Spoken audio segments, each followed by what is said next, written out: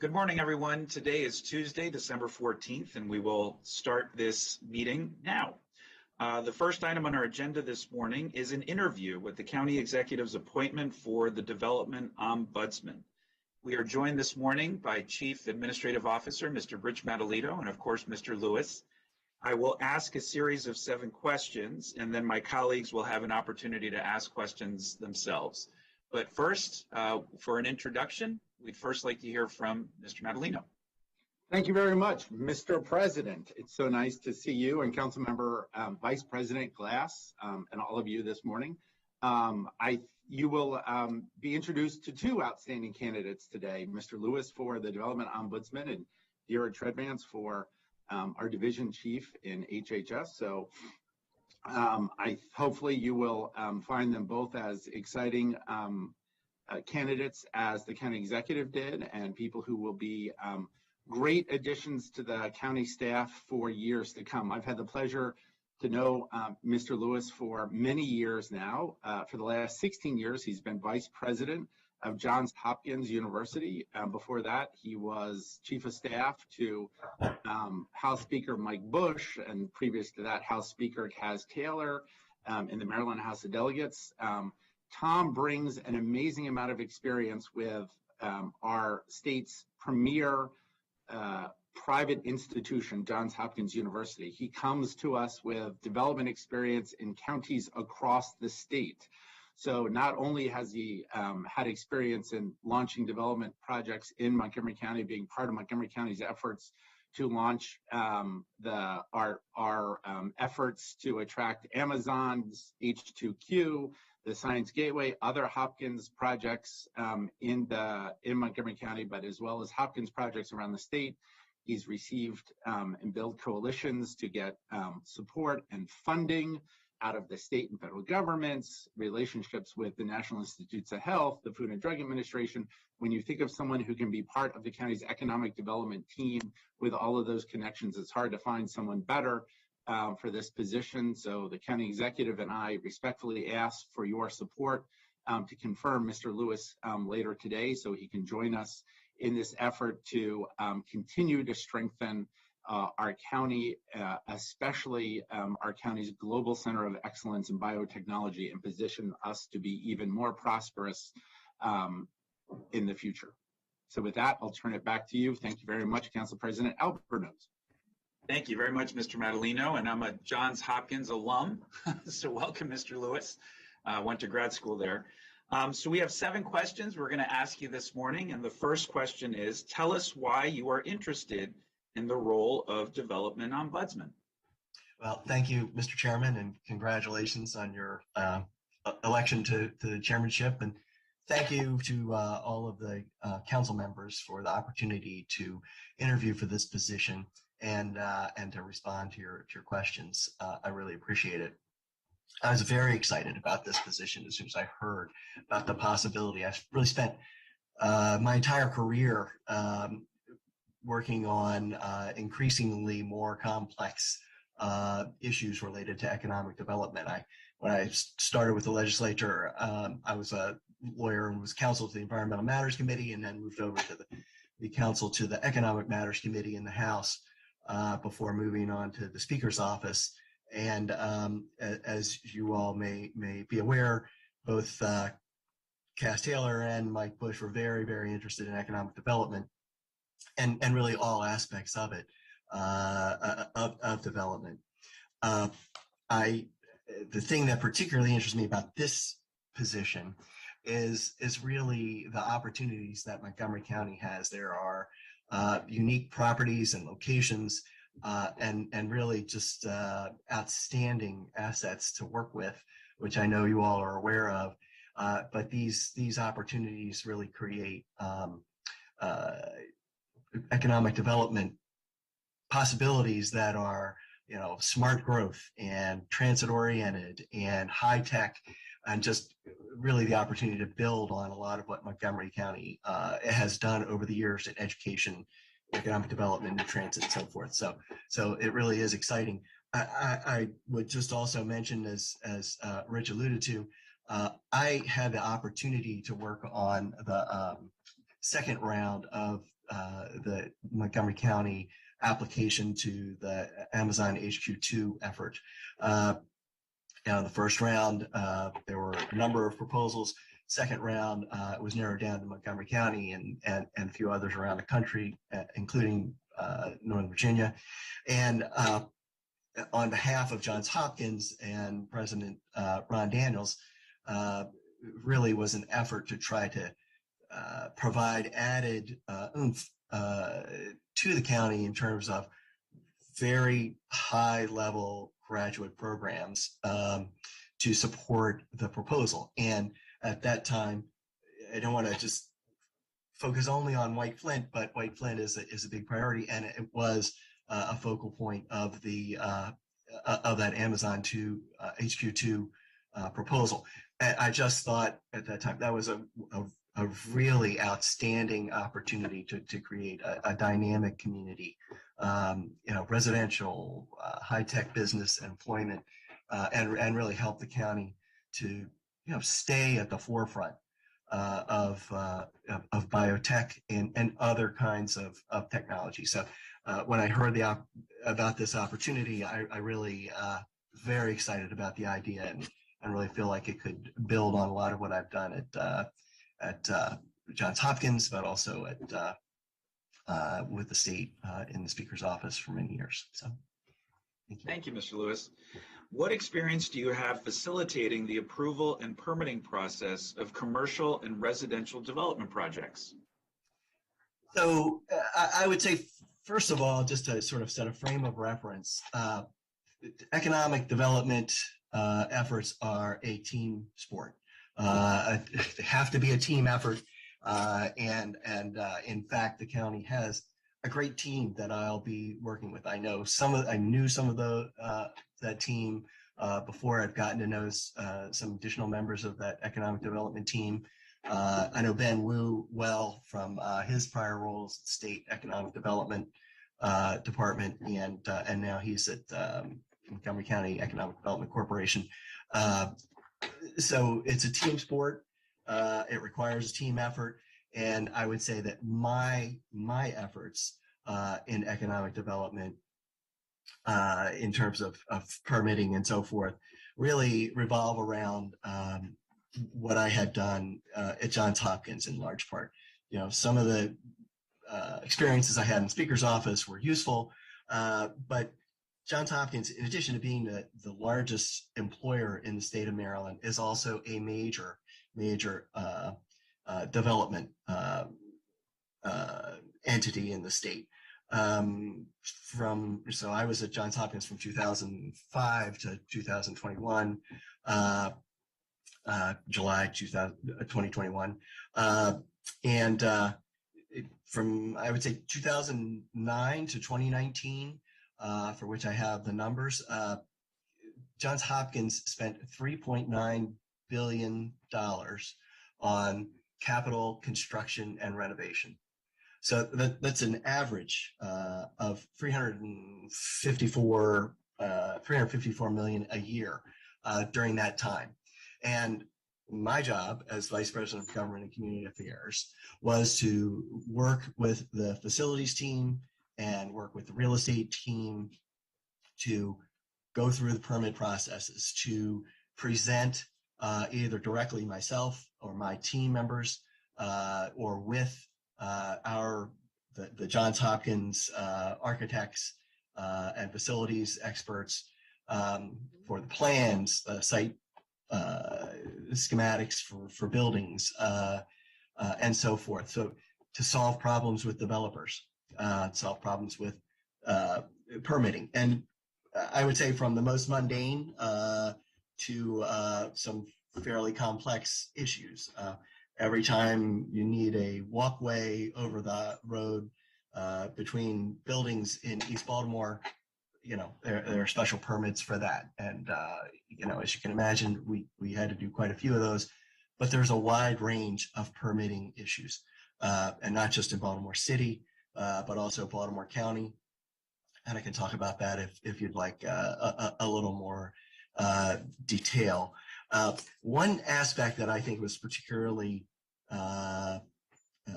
helpful to me required a fairly large focus was Johns Hopkins, during my time there, was very successful in getting state capital grants. One of my first projects was to try to get an appropriation for $100 million over 5 years for the new clinical towers for the hospital at Johns Hopkins. It's in East Baltimore, and we were successful. But every year that I was at Johns Hopkins, we had either capital projects that we were applying for or capital funds that we were drawing down as part of the building process. And so my team had to take the progress reports, the plans, and the schematics to the state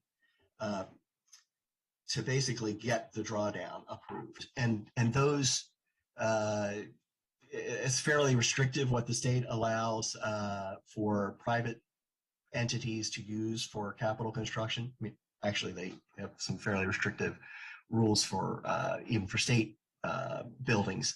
But we had to make sure we complied. We had to go through those plans with the regulators and with the state to draw down those funds. So that was a lot of the responsibility of my office, and I'm happy to expand upon that if there's anything more you would want to talk about. Thank you, Mr. Lewis. The third question is, please tell us about your background resolving conflicts that arise related to the entitlement process, permitting, and general regulatory procedures. Yes, so I would mention first, I want to, rather than talk about a wide range of these, I would talk about some specific examples in a little more detail. One is that there was a project in East Baltimore, still going on. It was called the East Baltimore Development Inc., renamed Eager Park after some outreach to the community. But it was an 88-acre group of properties, and it was an effort by the city of Baltimore to partner with the Casey Foundation, Johns Hopkins, and a few other smaller entities to redevelop that property. And over the course of my 16 years at Johns Hopkins, I had innumerable efforts to overcome community concerns, historic issues related to Johns Hopkins' presence in the city, and reassure community members that we're taking a new tack on getting approvals and involving the community. So that we ended up getting a number of different projects done. There were multiple developers for residential housing within the site. There was a major research building. There was a building to move and house the Johns Hopkins Tech Ventures effort, which is their tech transfer efforts. And so those overcoming community resistance, community concerns, involving the community up front, those were jobs that my office was responsible for, and so we went through those processes and successfully.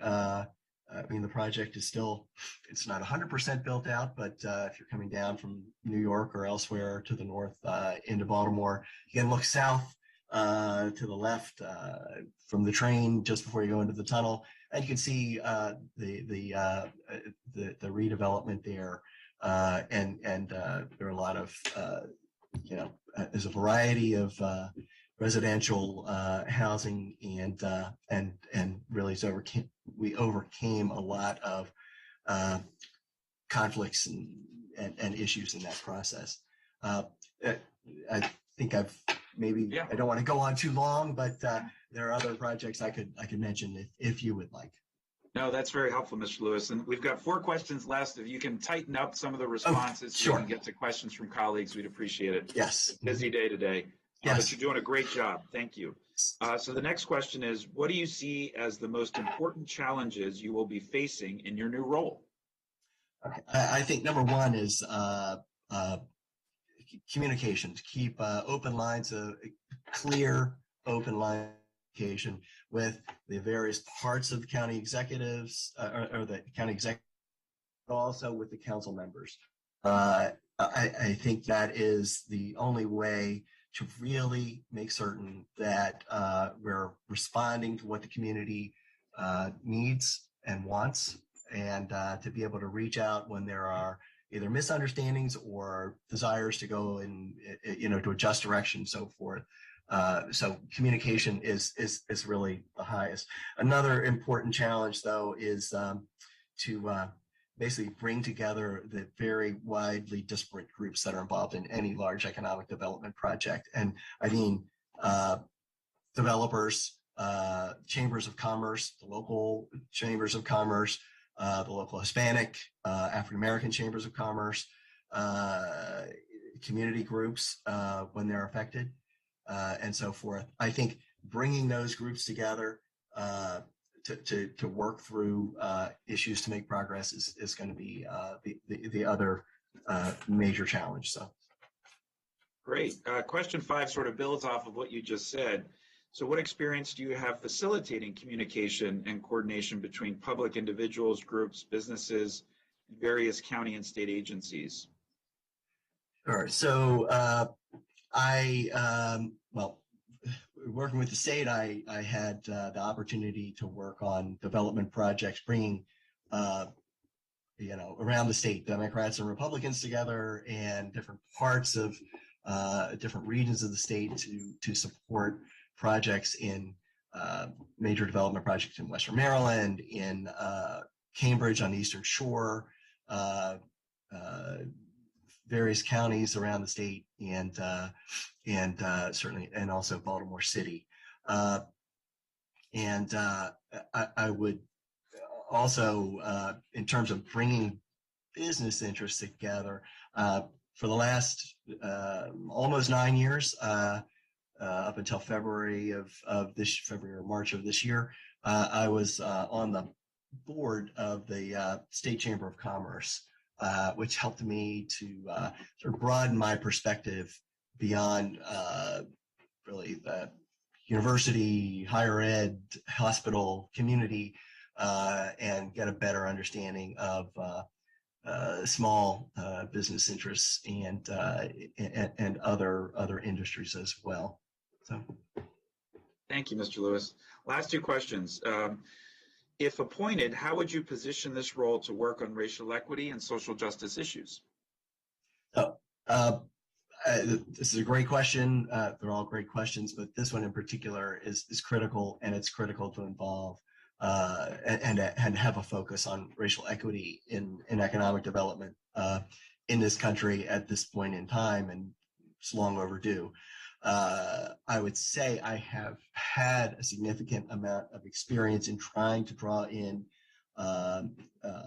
minority women and local employers in my work with Johns Hopkins.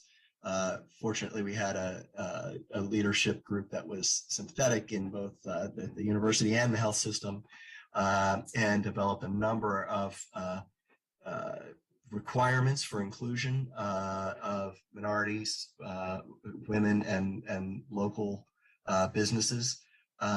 Johns Hopkins had the opportunity or took the initiative, I would say, to sort of start to, about the time that I started there, or soon after, they started to break up contracts. They're building the 2 hospital towers I mentioned earlier. It was a $1.7 billion project. There were really only a few contractors who could deal with that in the state of Maryland, and it's very complex. We're doing hospital work. The facilities group and my group worked together to try to identify small businesses and minority businesses where we could sort of break up the large contracts to smaller portions so that there was more of an opportunity to bid. And I would say I have to hand it to the facilities group. They initiated a program called the Hopkins Build Program. It's not an acronym. It was just they thought it sounded good, but it created almost like a little application college, like courses, how small businesses, minority firms, and local firms could how they could bid more effectively on Johns Hopkins contracts. And there are some contractors who were already sort of medium sized, but had the opportunity to grow substantially. I would say sort of one contractor in Baltimore City who did significant work on those hospital towers, but also then did work for the University of Maryland Medical System as a company called Mahogany, which does architectural millwork. It's minority owned and very dynamic CEO, and they've grown tremendously. But they they worked with Hopkins Facilities Office to try to find ways to make more effective bids, bid on larger projects, and so forth. So there are ways to sort of consciously go beyond just minority inclusion goals. And I think we need to look for those best practices around the country and include them where we are doing economic development. Great. Thanks, Mr. Lewis. Final prepared question, and then I'll turn it over to my colleagues for questions, is are there any potential conflicts of interest of which we should be aware? I'm not aware of any conflicts of interest. My employment with Johns Hopkins ended June 30th of this year, and so I'm not aware of any conflict for this position. Great, thank you. We've got one colleague who's requested to ask questions. Councilmember Navarro. Thank you, Mr. President. Mr. Lewis, it's good to see you. Very nice to see you. I wanted to just ask a couple of questions regarding just kind of weaving this notion of racial equity and social justice through the lens of prosperity and economic development. So important for a county like ours, given our demographics, and really critical to make sure that we are expanding those opportunities for everyone. And so in terms of two particular areas of the county, of course, there are many, but I wanted to focus on two particular ones. One that is considered to be in a high capacity transit area, something that the Metropolitan Washington Council of Governments has been focusing on regionally. And so talking about Wheaton and the fact that we have already invested quite a bit in that particular area of the county to send a signal that this is, one of those places where we could achieve a lot of vibrancy and have begun to make those investments to lift up the infrastructure. So you've got that particular area. And then, of course, Viva White Oak, which is also part of a equity emphasis area, which is another particular tool that is being utilized regionally. What would you, day one, what would be sort of like your assessment and your next steps to make sure that those two areas are able to continue to move forward and realize its potential? Because again, it really fits well with these goals that we have established regarding expanding access to opportunities, making sure that economic development is something that everybody can participate in, and also ensuring that, the small businesses, which we know in especially the Black and Brown communities, there's just a lot of entrepreneurial spirit there, but they are actually part of all of this conversation. They may not necessarily belong to the traditional chambers of commerce, but there are, a lot of different ways that they're organizing. So just very quickly, those particular areas where we have already begun the investment, we've set the stage. What would you put forth as some action items to get that going? So I do know that both of those projects are underway, and I've done a little bit of looking into that, although I need to do more in terms of updating myself on where we are today.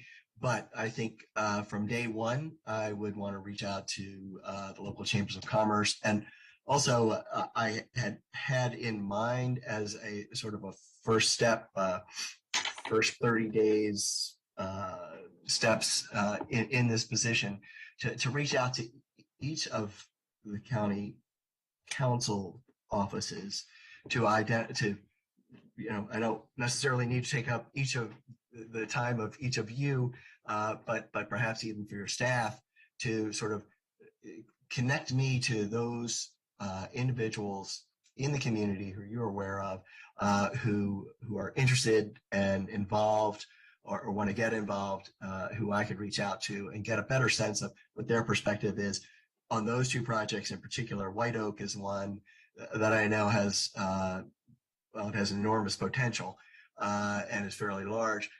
Wheaton is a great opportunity as well, but I think I need to find out from those of you who have been involved in those communities, who are the most important people that I should talk to immediately, and to sort of set what or identify what things I can do to be helpful to move those projects forward. So. Thank you. I appreciate that response. I think that there are, quite a bit of assets in the community. For example, Regional Services Director, Mr. Weissman, who has really hit the ground running. And there is a particular sense of urgency because we need to do all of the above, and we have to do it, very quickly. So I look forward to conversations with you, but more than anything, just really getting ourselves out there for sure. So thank you so much for stepping up to this role. Thank you. Thank you, Councilmember Navarro. Councilmember Reamer. Thank you so much.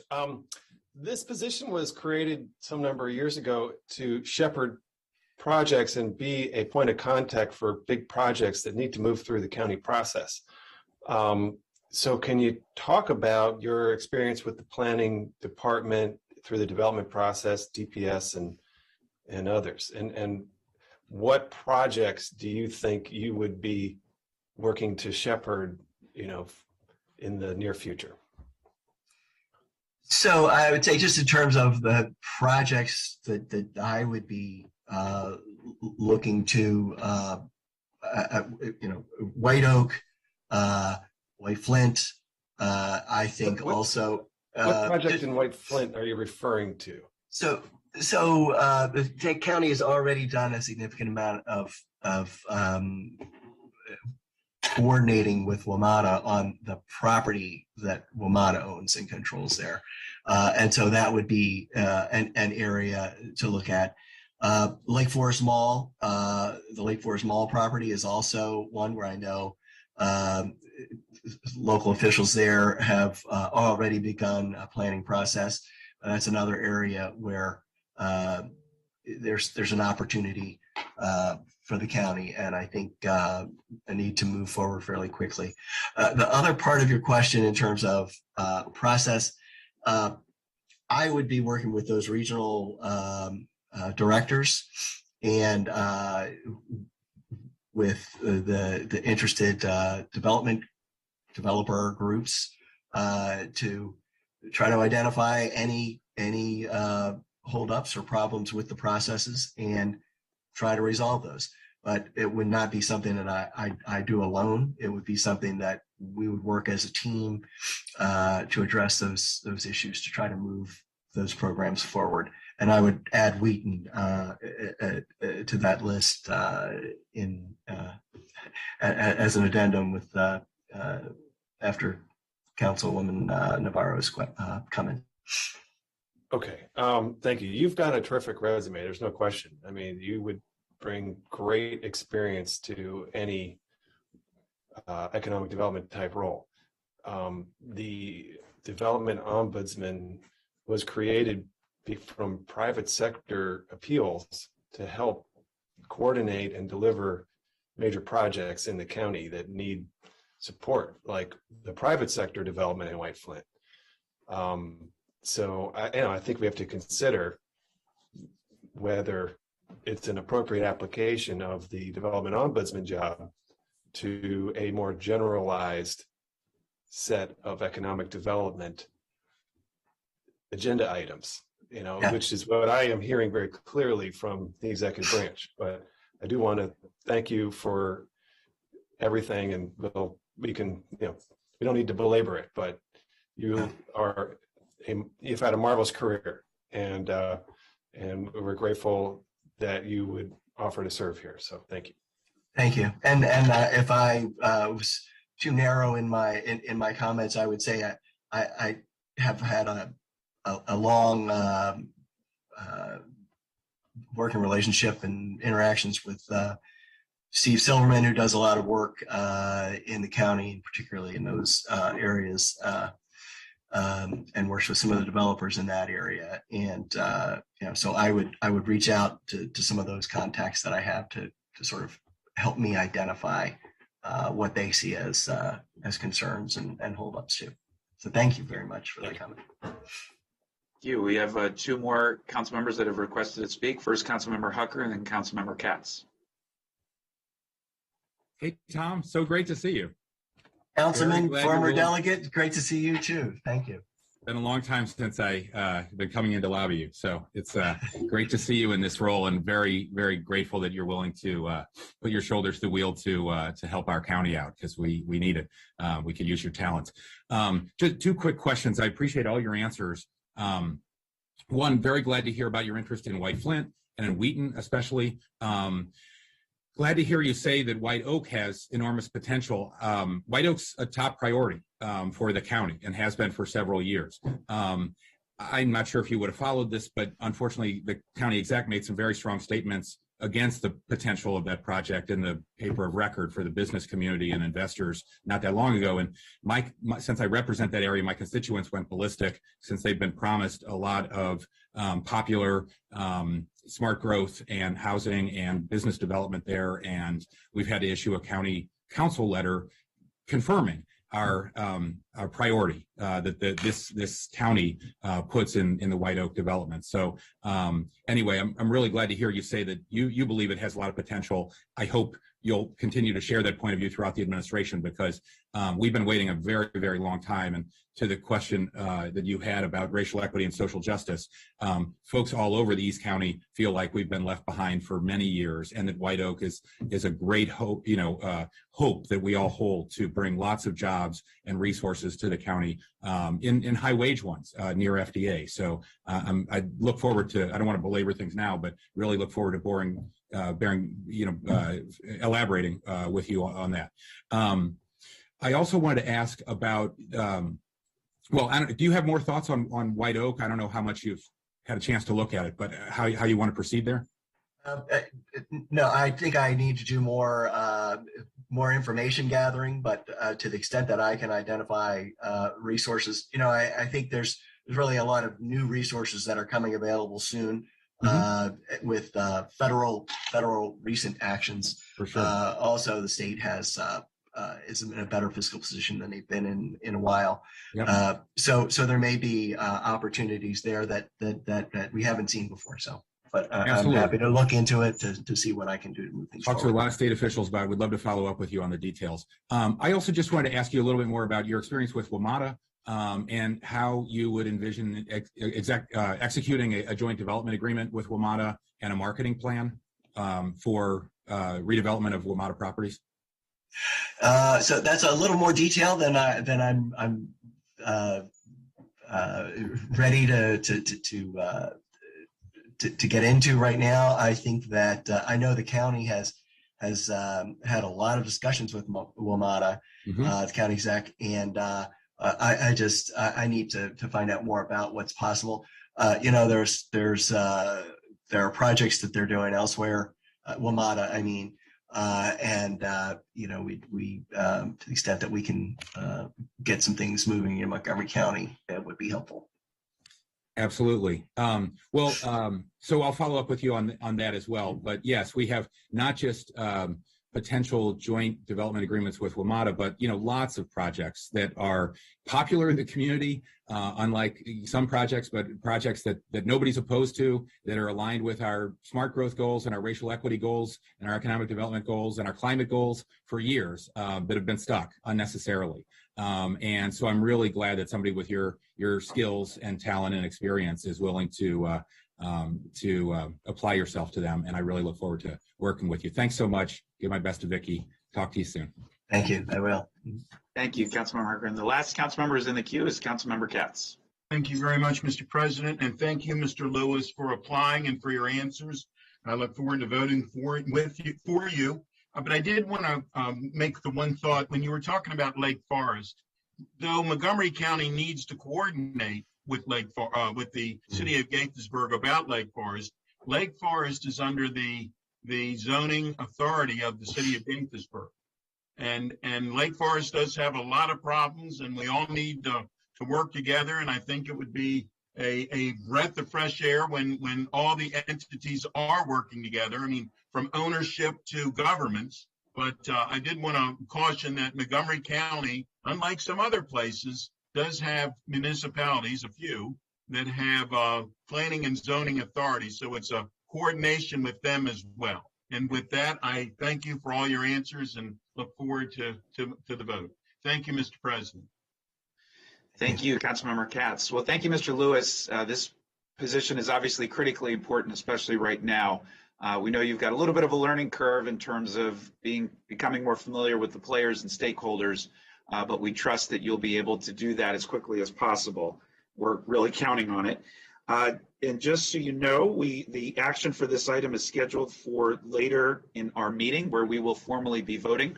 But Mr. Lewis, thank you for joining us this morning. We're now moving on to our second. Thank you. We're now moving on to our second interview this morning, which is the County Executive's appointment for Chief of Children, Youth, and Families, Ms. Dira Treadvance. Ms. Treadvance, thank you so much for joining us this morning, and we really appreciate you being here. I just want to make sure you have Ms. Dira Severino in your title there, so I want to make sure I'm saying the correct name. It's Treadvance. Severino's my maiden name, and I just haven't transitioned it over on Zoom. Okay, no problem. Sometimes I log in as my son Paul on Zoom, so no worries there. Well, this position is very important to me personally. I'm just, as we had the opportunity to discuss a couple of weeks ago, it's been 17 years since someone not named Kate Garvey or Joanne Barnes has held this position. And both have done an absolutely outstanding job in really helping to connect dots among so many different organizations in our community. I'm so happy Dr. Kroll is here this morning and has joined us. And I'm going to ask him to formally introduce you, Ms. Treadvance. So, Dr. Kroll. Good morning, Council President Alvarez and members of County Council, and good morning, Mr. Advance. Glad to see you again, and happy for this moment. It is my privilege and honor to introduce Dira Treadvance to the Council for their questions, and as the County Executive's nominee for the Chief of Children, Youth, and Families. Joanne Barnes and Kate Garvey before her were incredible in their roles. Joanne in particular brought with her 40 plus years of experience at the time of her departure. When I came, she promised me, when I took the job as director, she promised me that she would give me 2 years, and she did. And at the end of 2 years, she stepped away and left an incredible role, an incredible void in the department and in the service area for all the things that she brought to the table. It left us with the challenge of finding someone that could measure up to that, but also could take us in some different directions. We're in a period of change and recovery, and not just for HHS, but for the entire county and the entire department, the county as well as the entire department. The needs of the clients that are served in children, youth, and families in an HHS extend well beyond any one of our service areas, and clearly now more than ever span the breadth and depth of what we offer in HHS and in county services. We were looking for a candidate that would meet us where we are now in this moment and in this hour, but also would take us to the future, take us into the future. Someone that would help guide our existing team, our existing strong team, thanks to the work of Kate and Joanne, but also help to lead and guide the entire department as we move forward in this process. I think in Ms. Vance, we have someone who clearly has the core skills and abilities necessary. She has government experience. She has work in planning and change and management, strategic planning, commitment to outcomes-based planning and processes, some good use and understanding of data and the value of data in our systems, as well as experience as an administrator and a manager. Those are kind of fundamentals. But the other pieces of this, I think, that she brings, and the team saw this, and I've seen it, and I'm hoping that you will today as well, recognize that there is a spirit of collaboration and partnership that she brings to the table, a deep sense of humility about what she knows and doesn't know, and about the value of other people's voices in the room. A commitment, a strong commitment, you will hear to equity and social justice, to racial equity and social justice, I think is fundamental to how she has operated in her current work, and I think she will bring that to us, no question. A willingness and not just a willingness, but a recognition of the importance of community and the need to engage the community. And I think a spirit of innovation. So she can solve problems that we have, help us to solve our problems, help to lead a strong team, and bring some innovation to new problems that will surely come our way in the future. I think the last thing is that she brings a set of fresh eyes to some of our old problems, some of our ongoing problems, and I think coming from someplace else sometimes is a useful thing for us, because it gives us a chance to hear ourselves and see ourselves differently, and to see the problems in a different way. So I think that she brings a variety of things that the county needs. She brings a variety of things that the county needs and that this department needs as we go forward. The team was very much impressed with Mr. Vance's understanding of the work that each of the service areas does, and how those things crosswalk with each other in helping to meet, and how they interact with each other in helping to meet the needs of county residents. So, Mr. President, with that, I will yield the floor back to you and ask you to welcome Ms. Treadvance, and she will be ready to answer your questions. Great. Thank you, Dr. Kroll. That was a great introduction. We're running a little behind this morning, and so I've already got several of my colleagues in the queue who'd like to ask questions, because we're all very interested in getting to know you, Ms. Treadvance. So we're going to go through 7 questions this morning. I just ask, as we did to our previous candidate, to try and keep your answers tight if you can.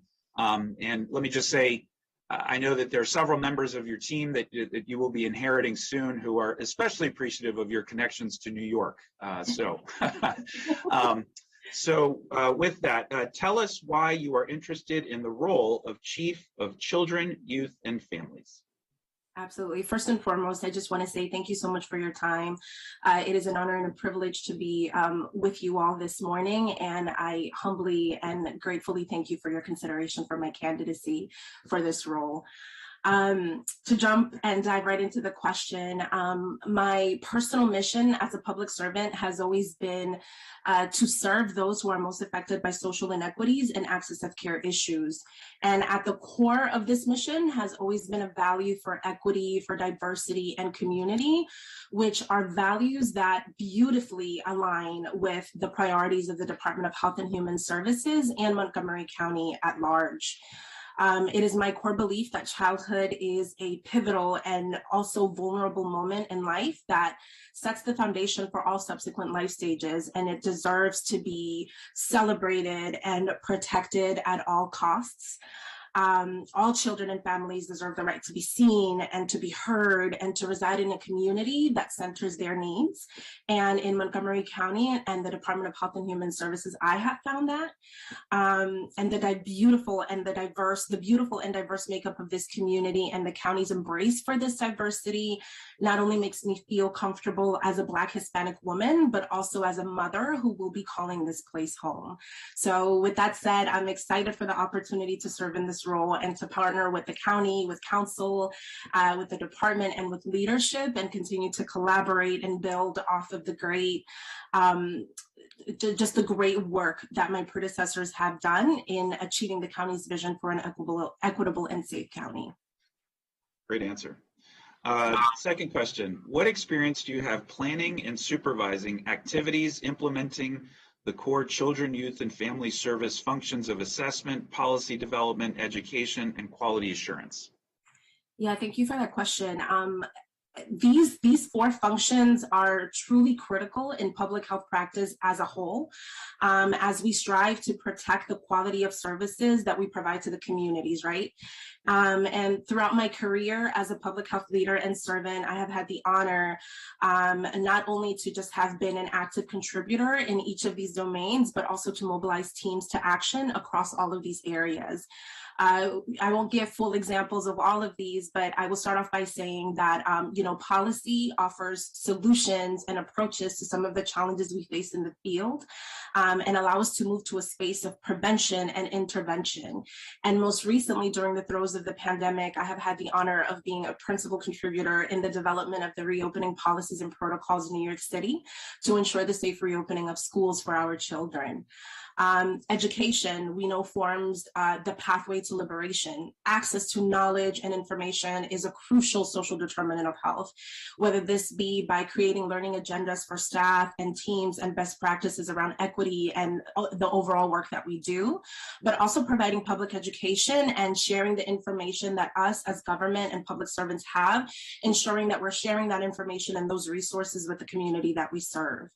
And more concretely, while I have experience doing all of these, more concretely, one of the endeavors that I'm recently most proud of has been the ability to launch an internship program during the pandemic that specifically serves Black and Brown youth residing in the neighborhoods that were most impacted by the COVID-19 pandemic, exposing them to careers in public health, and then also providing a livable stipend for them to be able to assist and help their families.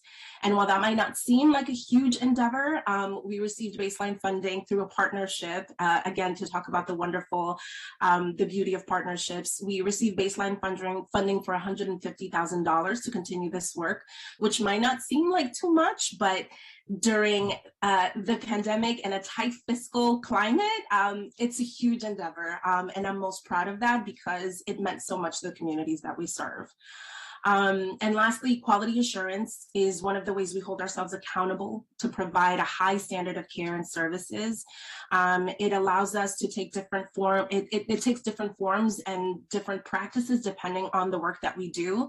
But it starts off with having really strong performance indicators and really implementing data-informed practices, all of which I have had the privilege and the honor of doing in a lot of the programs that I have implemented from the ground up in New York City, from diversion programs that seek to divert individuals with behavioral health crisis out of the jail system into treatment and care, and to designing, canvassing, data-driven and strategies that really help us assess the needs of our community and to be able to better serve them.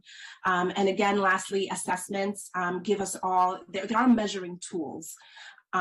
They allow us to gather comprehensive information about the current health status and the needs and the issues of the community that we're serving.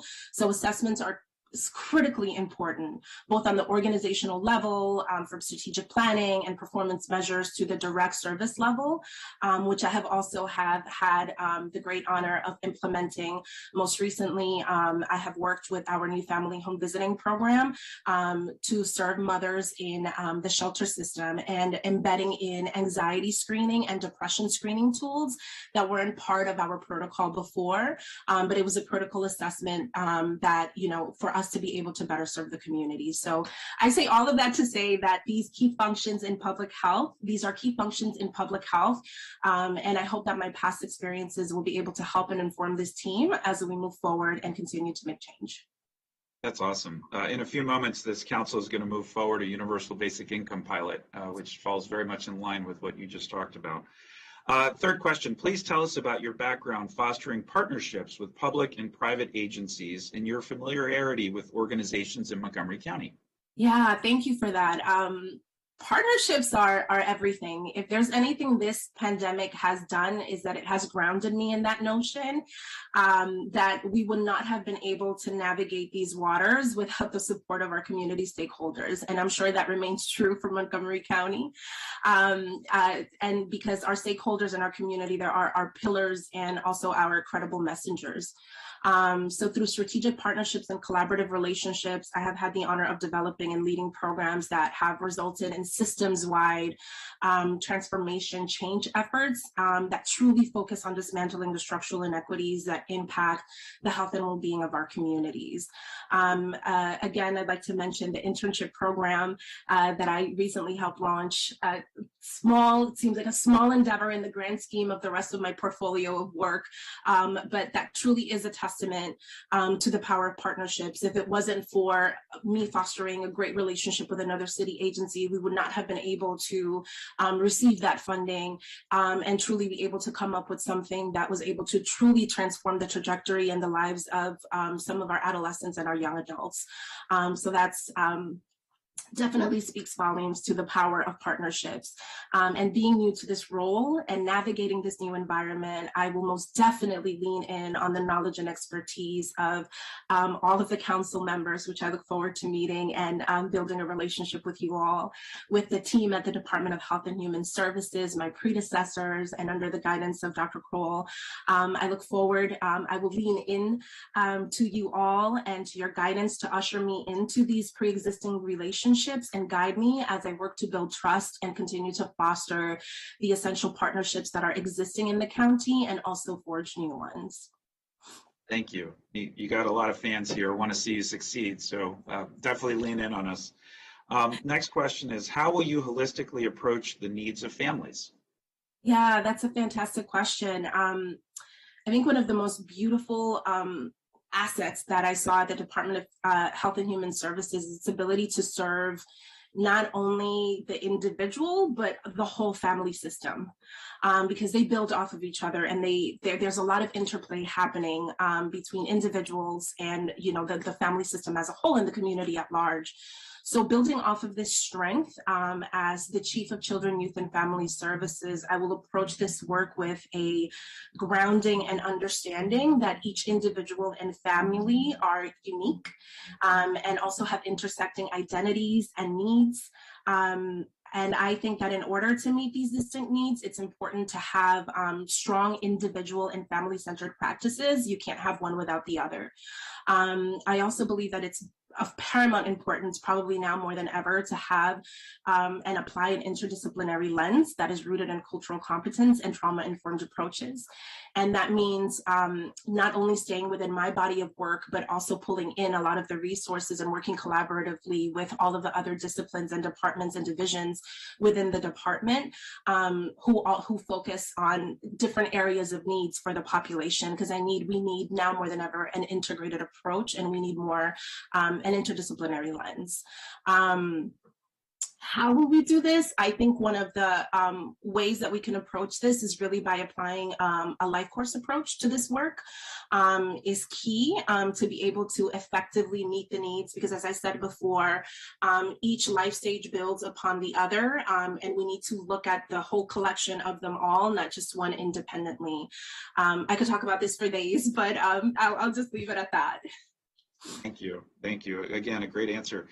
3 more questions. What do you see as the most important issues you will be facing in your new role? Oh, wow. Yeah. 3 things. First and foremost, trust. The COVID pandemic has tested the trust between the public sector and communities, particularly between low-income communities and historically marginalized and disinvested groups. And coming into this role, I understand that it is important to continue to earn and grow the trust of the various communities that make up the unique fabric of this wonderful county, and to foster a culture of inclusion and belonging. So I will hold myself accountable to doing that.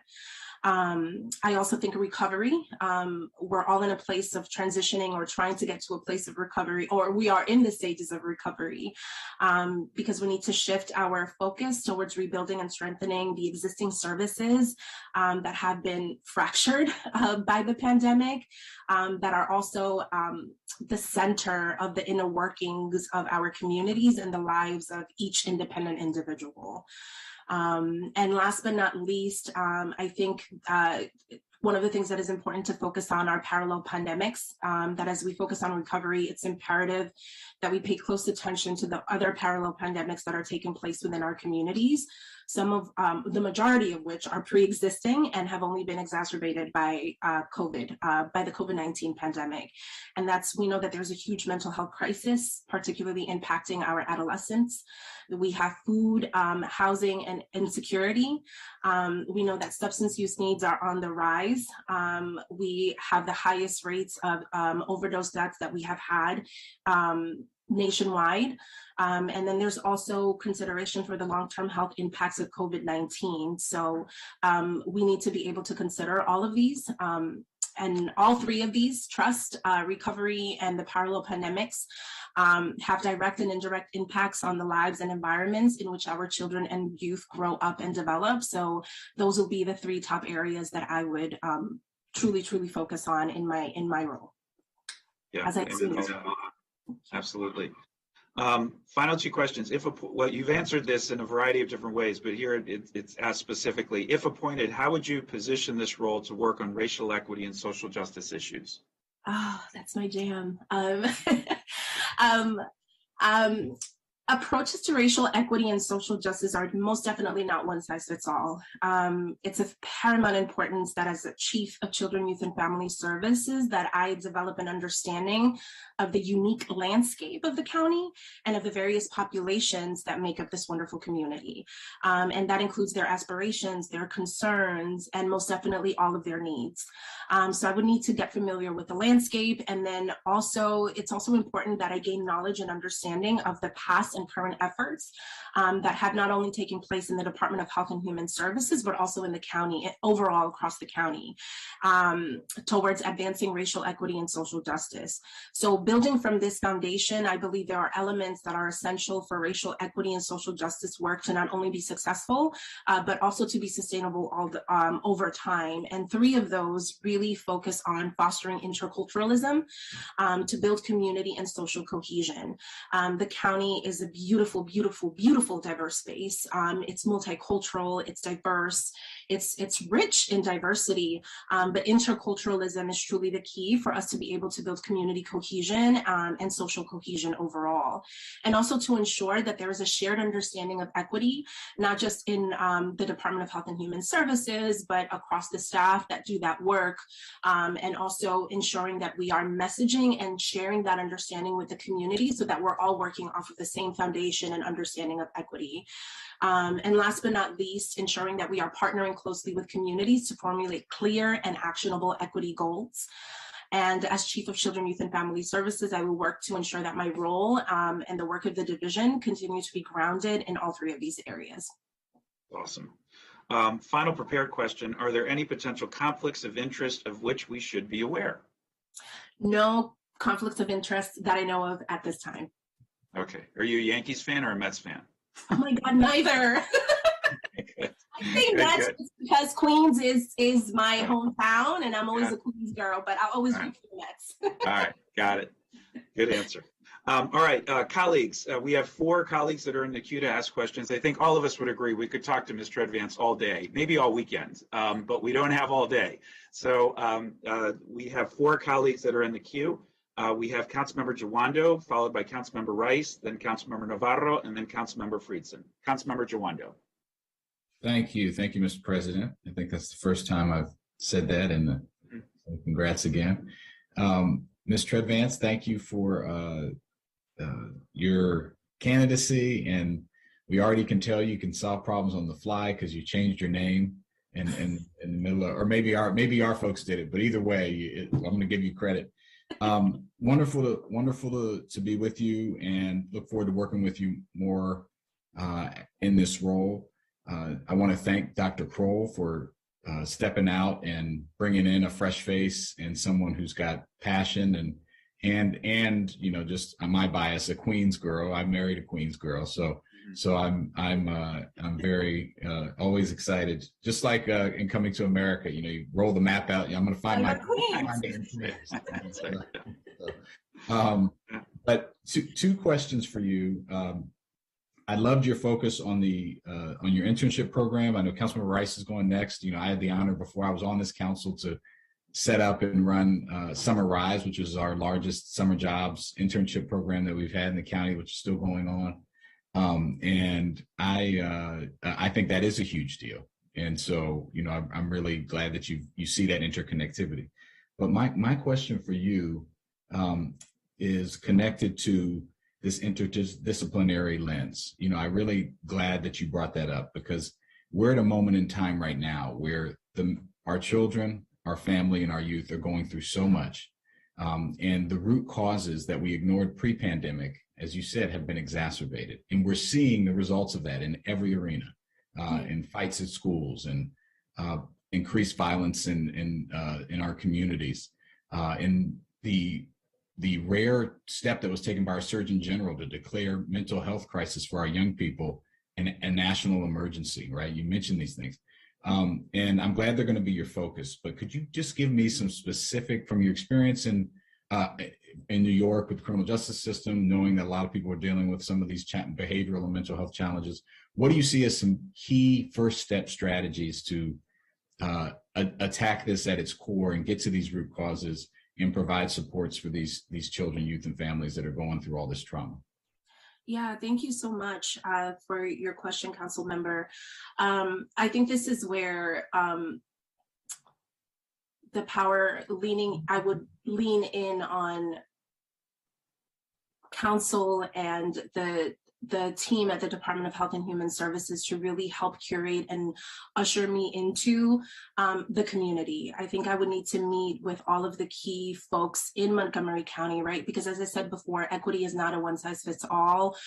So therefore, approaches to solving some of these issues might not, what happened in New York or what the root causes are in New York City might not always or most definitely be the same root causes in Montgomery County.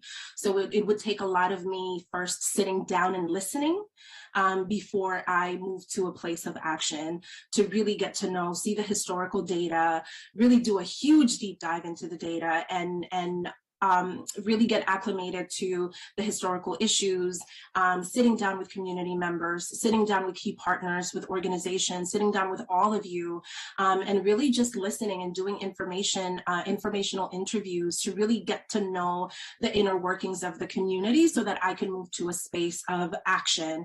And when I do move to a space of action, doing it in a very collaborative manner, being inclusive, and also bringing in all of the folks that I sat down with, bringing them into this process and really building off some of the assessing where we have opportunities to maximize some of the efforts that have been working well and have been successful, and where we sort of need to reinvent the wheel or sort of pivot from our approaches.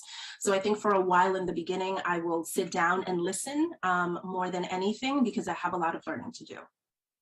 It's a great answer. I appreciate it, and look forward to being with you to do that. So I'm gonna punt on my next question because we're behind, but we'll talk soon. And congratulations. I look forward to voting for you and working with you. Thank you. Thank you, Councilmember Joando. Councilmember Rice. Thank you very much, Mr. President, and welcome, Ms. Treadvance. If energy were certainly any indicator of your future success, we are set up well. Let me just say that. Let me jump right in, because I think that it's really important for us, and both Councilmember Navarro, who is following me, I'm sure will follow up on this in greater detail, but early care and education is something that is incredibly important. I chair our Education and Culture Committee. I serve on our Health and Human Services Committee, and so I've got both sides when it comes to that lens of really looking at why this is so important. And through our leadership in rolling out this early care and education coordinating entity, we're working with nonprofits in our community, including an organization called Montgomery Moving Forward, to really take our early care and education to the next level, involving those partnerships that you talked about. Tell me a little bit about the structure in New York and what you see as the importance of early care and education, and how you look to hope to implement that here in Montgomery County. I'm sorry, can you repeat the last part of your question? Apologies. Sure, no, it's fine. Just based on what you've seen in New York about the prioritization of early care and education and the work that's been done there, how do you see the importance of that, and how would you like to see that rolled out here in Montgomery County? Yeah, thank you for that. Early care and education is really central to just the way family systems operate, right? It's about it really, it creates opportunities for families to be able to go to work, and for also to ensure it really sets the stage for our children to their introduction into, again, as I said before during my interview questions, education is a pathway to liberation. So it really helps set up our babies and our children up for a successful academic career, as we know that education is a huge social determinant of health. One of the things that personally as a mother, I have seen is that there is a lack of access. So for sure, ensuring that all communities have access. There's this economic factor that plays a role into this access issue that we have. And then also, I view it as beefing up the structure, ensuring that we have access and ensuring that all communities, regardless of income levels or socioeconomic background, that they are able to have access to good and quality care, but also ensuring that inside each of the early childhood care centers, that there's a culture of inclusion and belonging, where children see themselves represented, where their identities are also embraced. So I view it as, I think there's sometimes the two tend to be disconnected. So I would love to dive in and see how the county, I mean, I've read up on some of the amazing work that is taking place and the action plan. So I would love to see the integration of building up and expanding the structure, and also how we are working from the inside out to also reform, because we can't talk about racial equity without also, I think early childhood care often tends to be an oversight. And we start conversations about equity, inclusion, and belonging when children reach the public school system, and early childhood care tends to be sort of an afterthought or not thought of. You know, and we know that from age 0, babies are already taking in information about race and racial identity. So I would love to see how we're not only expanding the structure and ensuring that it's equitable and accessible to all community members, but also how transformation within is taking place. Well, thank you very much again. And I'm not going to ask, I have a number of other questions. I'll make sure that we follow up about some of the great things that are happening here, not only in Montgomery County, but in the state, and how we can continue to work together. But it's a pleasure. Again, great energy, great thoughts about what it is that we need to do to really lift up our system when it comes to children, youth, and families as a whole. So thank you very much. It's a pleasure. Thank you. Thank you. Thank you, Councilmember Rice. Councilmember Navarro. Thank you, Mr. President. Dr. Kroll, I want to thank you. As I am slowly beginning to accept that this is like my farewell tour of the County Council, I feel so much better that as I exit out, we have found a candidate for this very important position that, in my opinion, really embodies many of the ingredients, many of the qualities and qualifications that are definitely needed in this moment in time. So I want to thank you for this choice. And Ms. Tread Vance, when you said that you love the fact that Montgomery County is so diverse, as you're going to raise your children here, that was the reason why I chose Montgomery County specifically 30 years ago, because I wanted to make sure I raised my Afro-Latina daughters in a place where they saw themselves reflected in all levels and in every single space. So this will be a wonderful experience for you and your family. And I just can just say, I'm again, just really pleased. There's a lot of work ahead, but Montgomery County also has a lot of assets. There's just been such a commitment for so many years to make sure that there are particular initiatives, particular, implementation efforts that I think have really set the stage for a lot of assets. But the issue now is, how do you structurally and systemically make sure that you leverage all of that in order to scale up, in order to really see some of those results? Because the demographics have changed so dramatically. So now we're not just talking about pockets, we're talking about like majority, right? And school system, the college, and things like that. So I really think that you are so well positioned to understand how to then, again, integrate all of that. The issue of interculturalism is so important. And as an Afro-Latina woman, I know you understand that very well. It's something my daughters and I talk about all the time. And so I don't have necessarily questions. I already told my chief of staff I want to, have a little bit of time to meet with you. just to highlight some of those really awesome templates that we already have, that already exist, and how hopefully you can begin to weave that together, working collaboratively, of course, with our departments, our agencies, and our community stakeholders. I think it's going to be really exciting work. You're going to find that it's going to be very, very gratifying, and at the same time, very, very, very challenging. But just listening to you, I know that you have what it takes to get us to that point. So kudos all around. Congratulations. I really look forward to voting for your appointment. Thank you so much, Council Member Navarro, and I look forward to sitting with you and all the other council members. And I always say this, with my spirit will be in a posture to lean in and to listen, and to continue to build off of the amazing work that the county has done. Thank you. Awesome. We should just end after this interview. You're like hitting all the high notes, Mr. Advance. We have two more colleagues in the queue. Councilmember Friedson, followed by Councilmember Hucker. Councilmember Friedson. Yeah, thank you for that. I'll just try to be brief here. I had about 5 questions I was going to ask. You answered literally all of them. I have a sheet full of crossed out questions in front of me. First of all, Joanne Barnes, I have a great deal of admiration and affection for personally.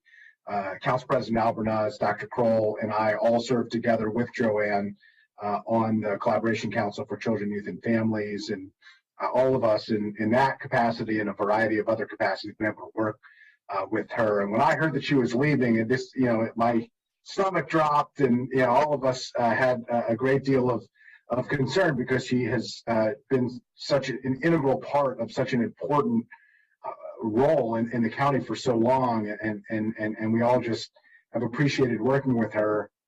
And I wasn't sure where this was going to go. There are always challenges with losing talent and experience, and I feel really good now after having this interview.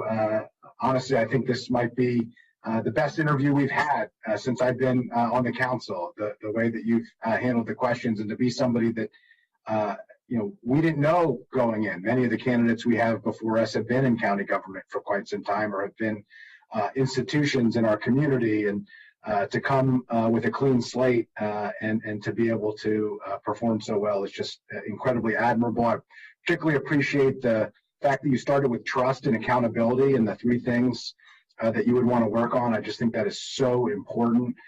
And I'll just say that the response to racial equity and social justice, with "that's my jam," I will continue to think about that. This interview was your jam. This job seems pretty clear it's going to be your jam. And we're just happy. And speaking of jam, if we could take your energy and just spread it around to all of us and to all of the county. It truly is infectious. Your experience and expertise shines through on paper, but your energy and your passion for the work that you do is so clear and evident in this interview, and I know that it will be such an important part of your work. So no question, just a thank you. Look forward to working together with you, and really appreciate your interest in this role, and we can't wait to have you in Montgomery County. Thank you so much. Thank you. That "Whoa Jam" song. Councilmember Hucker is our last council member in the queue. Councilmember Hucker. Councilmember Friedson's a hard act to follow. Ms. Treadvance, terrific answers. I don't have a lot to add, but we're so much on the same page. Really appreciate what Councilmember Navarro said, and in response to your answer, because I chose Montgomery County as the place to raise my kids too, because of the diversity here, and the amazing community that we are. And I had to win the argument with my wife, despite her being a Red Sox fan, who works in children's behavioral health. And I've learned an enormous amount from her. I really appreciate your answer in a number of areas, and your passion for all the challenges that are in front of us. I think you appreciate how complex our our bureaucratic structure is, and how, as Councilmember Navarro said, you really need to pull all this together in a systemic and focused way to take advantage of all the assets that we have as a government to apply them to the people that need our help the most, and that we're supposed to be here to help. So I don't want to belabor it. I just wanted to echo how excited I am to work with you and to confirm you, and hope we sit down soon to talk about some of how to operationalize this. Thank you. Thank you so much. Dr. Kroll, final word. Thank you, Council President Albornoz, and I will not belabor this because I know you all have a full agenda. I just wanted to say that I love That's My Jam as well. That was phenomenal, and the energy that you have seen this morning is the energy that I'm hoping, that I know that Ms. Treadvance will bring to the county and to Health and Human Services. And everyone who's met her has felt that same energy and come away feeling that same way. I wanted to take a moment to say thank you to an appreciation for the county executive in giving me lead and giving me the capacity to identify the candidates that I think and the department thinks will lead us into the future. And he's done that with grace, and he's given me his guidance and then stepped back and let me do this work. And I appreciate his effort on that front. And I want to thank you all for the warmth you've shown Mr. Advance today. It is heartwarming. It really is. So thank you, Council President. Thank you, Dr. Kroll. This is going to be a good partnership, Ms. Treadvance. You've, again, made a lot of friends here today. Great job, and look forward to working with you. All right, colleagues, we're slightly behind. I'm working on figuring out adjustments and schedules. We're going to schedule more time for interviews moving forward, but a lot to get to this morning. We will now move on to general business. And Madam Clerk, do we have any announcements? Good morning, Mr. President. Good morning, council members. There are no agenda or calendar changes, and the council has not received any petitions today. That's all. Thank you so much. All right, we will now move on to our public hearings. We have several of them this morning, so we will move on to item number 3. And this is a public hearing on a supplemental appropriation to the county government's FY22 operating budget, Department of Health and Human Services, in the amount of $4,222,924 for epidemiology and laboratory capacity enhancing detection expansion grant. Action is scheduled immediately following this hearing. Ms. Liu, do we have any speakers for this public hearing? Good morning. There are no public speakers for this public hearing. All right, hearing that there are no speakers, this hearing is now closed. Do I have a motion to approve? So moved. So moved by Councilmember Jawando, seconded by Councilmember Glass. This is a hand vote. Please raise your hand if you approve. And that is unanimous. Moving on to item number 4, also public hearing and action. This is a public hearing on a special appropriation to county government's FY22 operating budget, Department of General Services, in the amount of $150,000 for CASA Workforce Development and Citizenship Center and amendments to the FY22 operating budget for the Montgomery County Government, Resolution 19872, Section G, designation of entities for non-competitive contract award status, Casa de Maryland Incorporated. Action is scheduled immediately following this hearing. Ms. Liu, do we have any speakers for this public hearing? There are no speakers for this public hearing. Then this hearing is now closed as well. Can I get a motion to approve this action? So moved. So moved by Councilmember Katz, seconded by Councilmember Navarro. All those in favor, please raise your hand. And that is unanimous. Moving on to item number 5.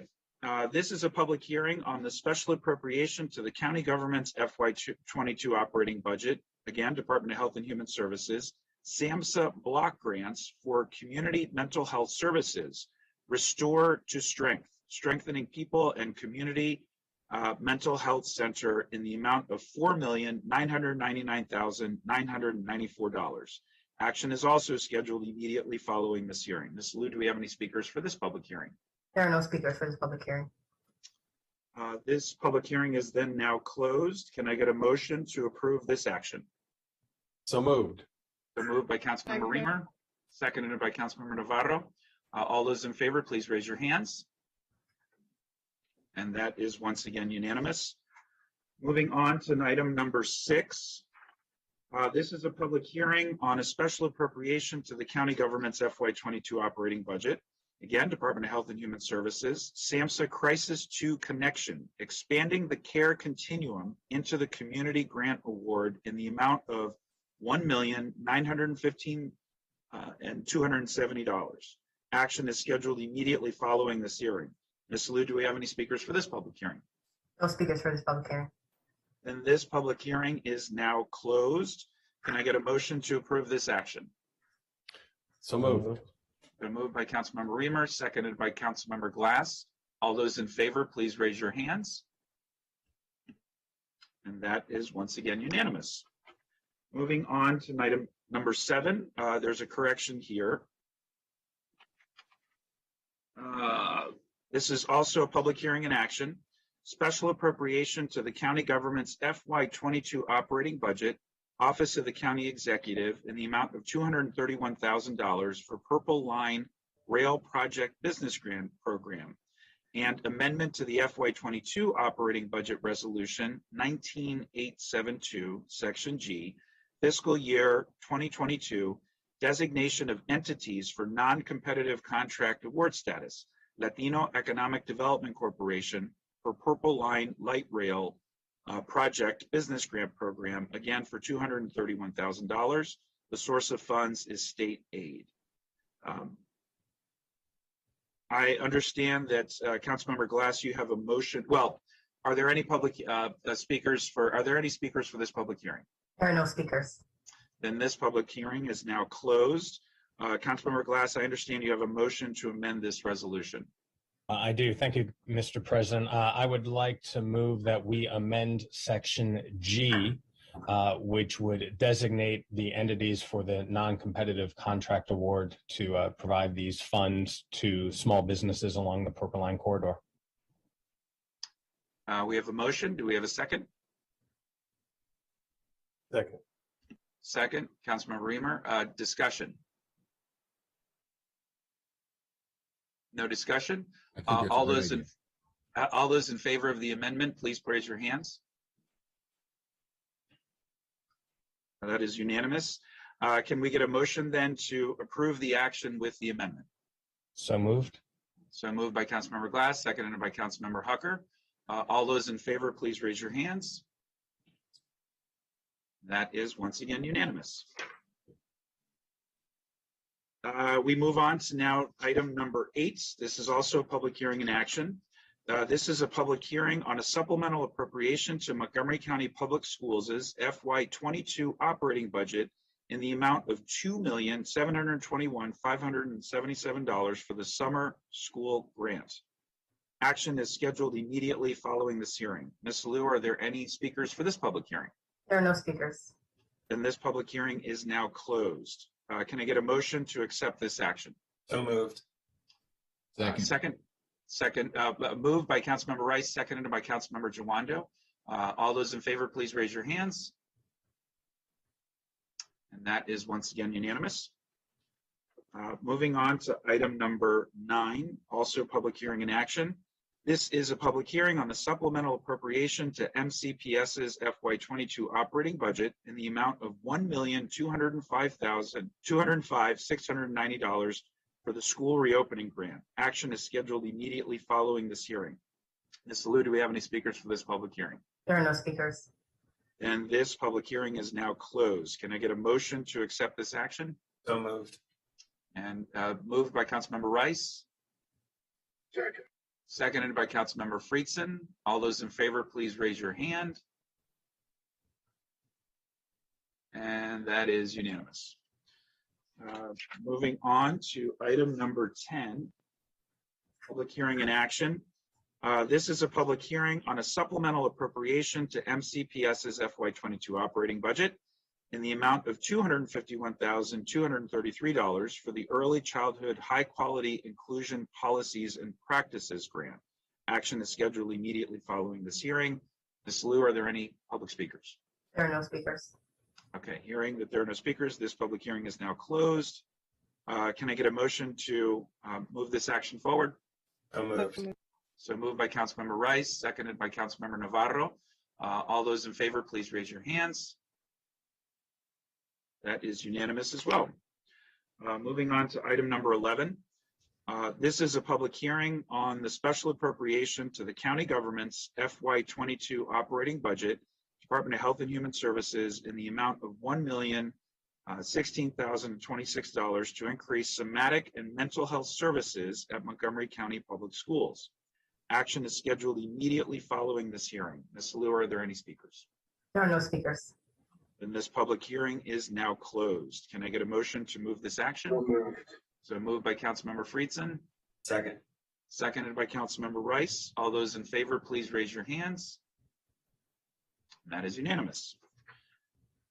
On to item number 12.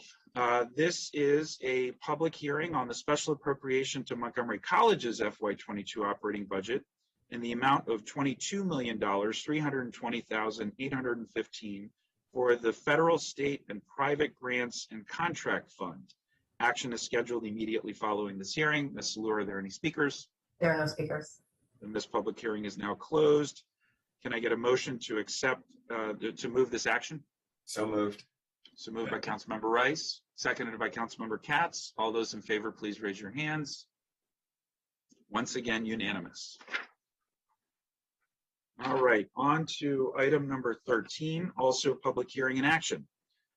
This is a public hearing on special appropriation to the county government's FY22 operating budget, Department of Health and Human Services, Behavioral Health and Crisis Prevention in the amount of $350,000 for crisis prevention and intervention services, the Montgomery County Hotline, and amendment to the FY22 operating budget resolution 19872, Section G, FY22 designation of entities for non-competitive contract award status, Everymind. Action is scheduled immediately following this hearing. Are there any speakers for this public hearing? Yes, we have two. Our first speaker is Mr. Felipe Milan. Mr. Milan, you have 2 minutes for your testimony, and you may begin when you are ready. Thank you so very much. I truly appreciate the opportunity to testify at this hearing. My name is Felipe Millan, and I live in Brentwood, Maryland, in PG County. However, I was a volunteer for Everymind, formerly the Mental Health Association of Montgomery County, from 2008 until 2018. In those 10 years, I took phone calls from the Montgomery County Hotline, from the Suicide Prevention Lifeline. I spent a total of 1,369 hours taking calls and really had a sense of the importance of the service to the community.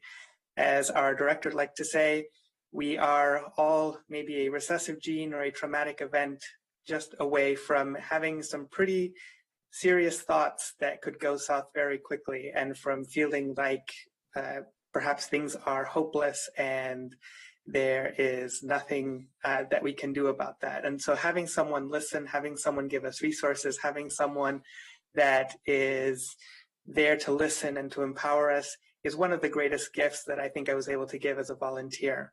And so I strongly, strongly, strongly urge this council to provide the funding. I believe Everymind is maybe not the totality of what we can do to prevent suicide and to prevent crises, but it is certainly a critical and important pillar to that effect. Thank you so very much. Thank you for your testimony. Our next speaker is Ms. Anisha Miller. Ms. Miller, you have 2 minutes for your testimony, and you may begin when you're ready.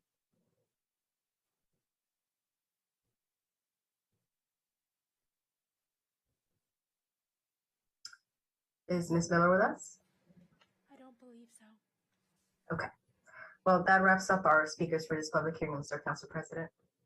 Thank you, Ms. Salou. Then this public hearing is now closed.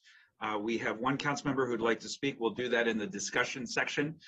So can I get a motion to move this action forward? So moved. Moved by Councilmember Friedson, seconded by Councilmember Glass. Councilmember Jawando. Thank you. Just briefly, I wanted to thank you as chair of HHS and Councilmember Friedson. This is something that we've been working on for a number of years. This is actually a big step here because it will allow us to move to the national hotline this money and really expand our call volume and to integrate with that system. And as a reminder, especially with our previous conversation, 301-738-2255 for call or text anyone who's in crisis or has an issue. But really just wanted to say that and thank my colleagues. This is really important. All of these are important, but this one's really important. Thank you. Thank you. Well said, Councilmember Jawando. And point of privilege here, these funds are important, and every mind really relies on them. And so we need to make sure we partner with our executive branch so that they know further in advance when these funds will be available, because they have to plan accordingly. And so just it's something to note. We'll work with our executive branch colleagues on that, but I know that means a lot to them. So we have a motion and a second on the floor. All those in favor of supporting this action, please raise your hands. And that is unanimous.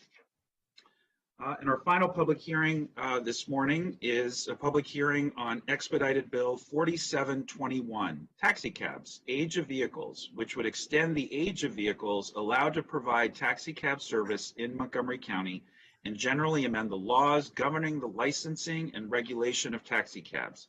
Action is scheduled for later in the meeting. Ms. Salou, are there any speakers for this public hearing? Yes, there are. Our first speaker is Ms. Buffy Ellis. Ms. Ellis, you have 2 minutes for your testimony, and you may begin when you are ready. Thank you very much. Can you hear me okay? We can hear you. Great. Okay, my name is Buffy Ellis. I am the current chair of the Taxi Services Commission. I also served as chair of the predecessor to this commission for 5 years in the early 2000s. Thank you very much for this opportunity to voice my strong support and that of all my commission members except one for expedited bill 47-21, age of taxi vehicles. This is critical legislation. In just 17 days, almost 30 taxi vehicles will have to be parked and taken out of service unless this bill is passed. What this would mean is fewer taxi drivers and vehicles able to give rides to our fellow county citizens, in particular, those who rely on taxis, people with disabilities who need a wheelchair accessible taxi, seniors who no longer drive, and low-income people reliant on the county's call-and-ride program, which is provided by our taxis. The current code requires taxi vehicles to be no older than 8 model years. This bill would increase that to 10 model years, an age that is actually congruent with requirements of several of our neighboring jurisdictions. Importantly, the vehicles will still need to pass an annual Maryland State safety inspection, ensuring the vehicles are mechanically safe and roadworthy. The need for this legislation was introduced to my commission several months ago by one of the county's taxi companies, and we vigorously discussed the issue and ramifications if the vehicle age was not extended. At this point, one taxi company would be impacted, but all 3 of the county's taxi companies would be impacted in just 2 years. The pandemic has upended the global supply chain. It's very difficult to buy a new car. It's even hard to purchase a used car, and worse, prices for both have skyrocketed. This issue is yet another threat to the viability of our local taxi industry. Between competition from venture capital funded Uber and Lyft, and then COVID, which has dramatically altered travel patterns, our taxi industry has suffered. Passing this bill is one step that serves to recognize the importance of our local taxi industry, provided predominantly by first-generation immigrants to this country who operate as small. Ms. Ellis, I'm sorry to interrupt you, member. Your time is up. Thank you. Thank you for your testimony. Our next speaker is Mr. Peter Ebig. Mr. Ebig, you have 2 minutes for your testimony, and you may begin when you are ready.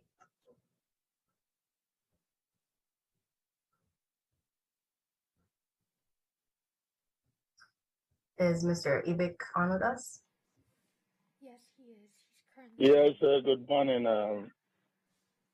Yes, good morning. My name is Peter Ebig. I'm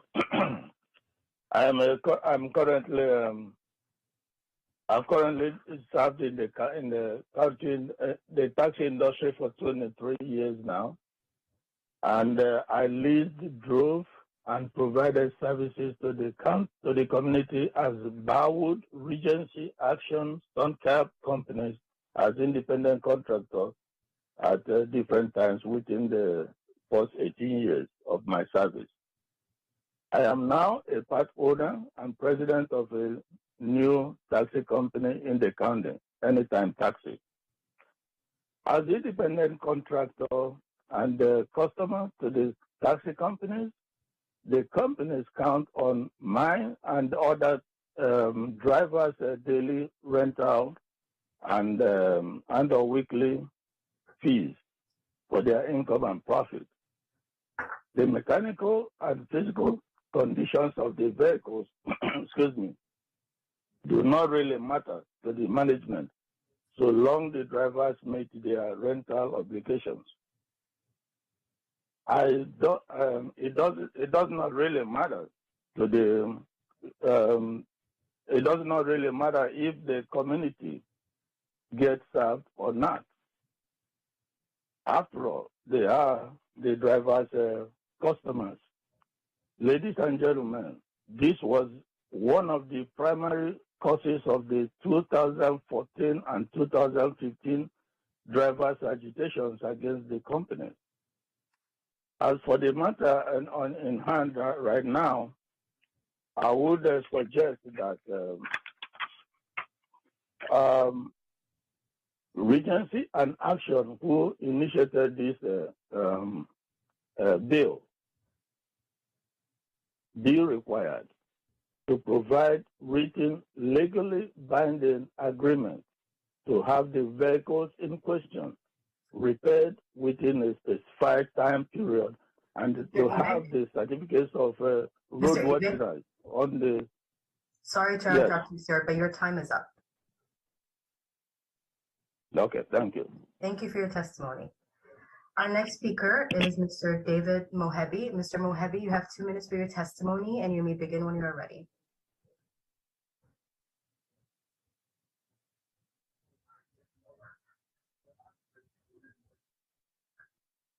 Is Mr. Mohebi with us? He is. He's on mute.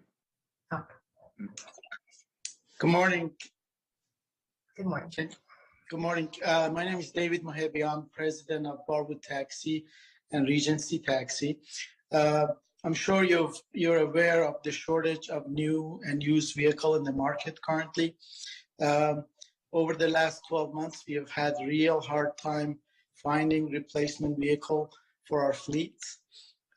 Because of the shortage of the new vehicles, we believe this is going to carry for several years into the used car market as well. And that's why we asked the county for this help. In the past, we have replaced vehicles many times before the end of their time because it was not economically visible to replace engines or transmissions. And we could, with thousands of dollars costing to do so, we would replace it with newer vehicles. But currently, newer vehicles are not available. And if we retire the vehicles because of their age, there is no replacement vehicle for them. And that's why we are strongly in support of this bill until this situation passes us by. In addition, the vehicles over the lockdown during the pandemic, due to the lowering number of trips, have less miles on them in the last couple of years. And for that reason, they are still in a very good shape, and we can keep them going until this situation in the automobile market has passed us by. Thank you for your support. That's the end of my testimony. Thank you for your testimony. Our next speaker is Mr. Bekaya Traore. Mr. Traore, you have 2 minutes for your testimony, and you may begin when you are ready.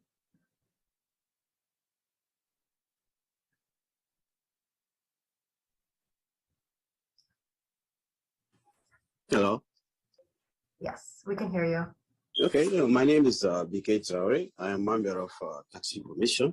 I think this bill, I'm totally against this bill because the whole thing started from start to end was like this full deception, because a letter to the DOT director who denied the extension to the Taxi Commission, where we only discuss for the wheelchair accessible, to the county executive, where the 3 Taxi Commission name was mentioned.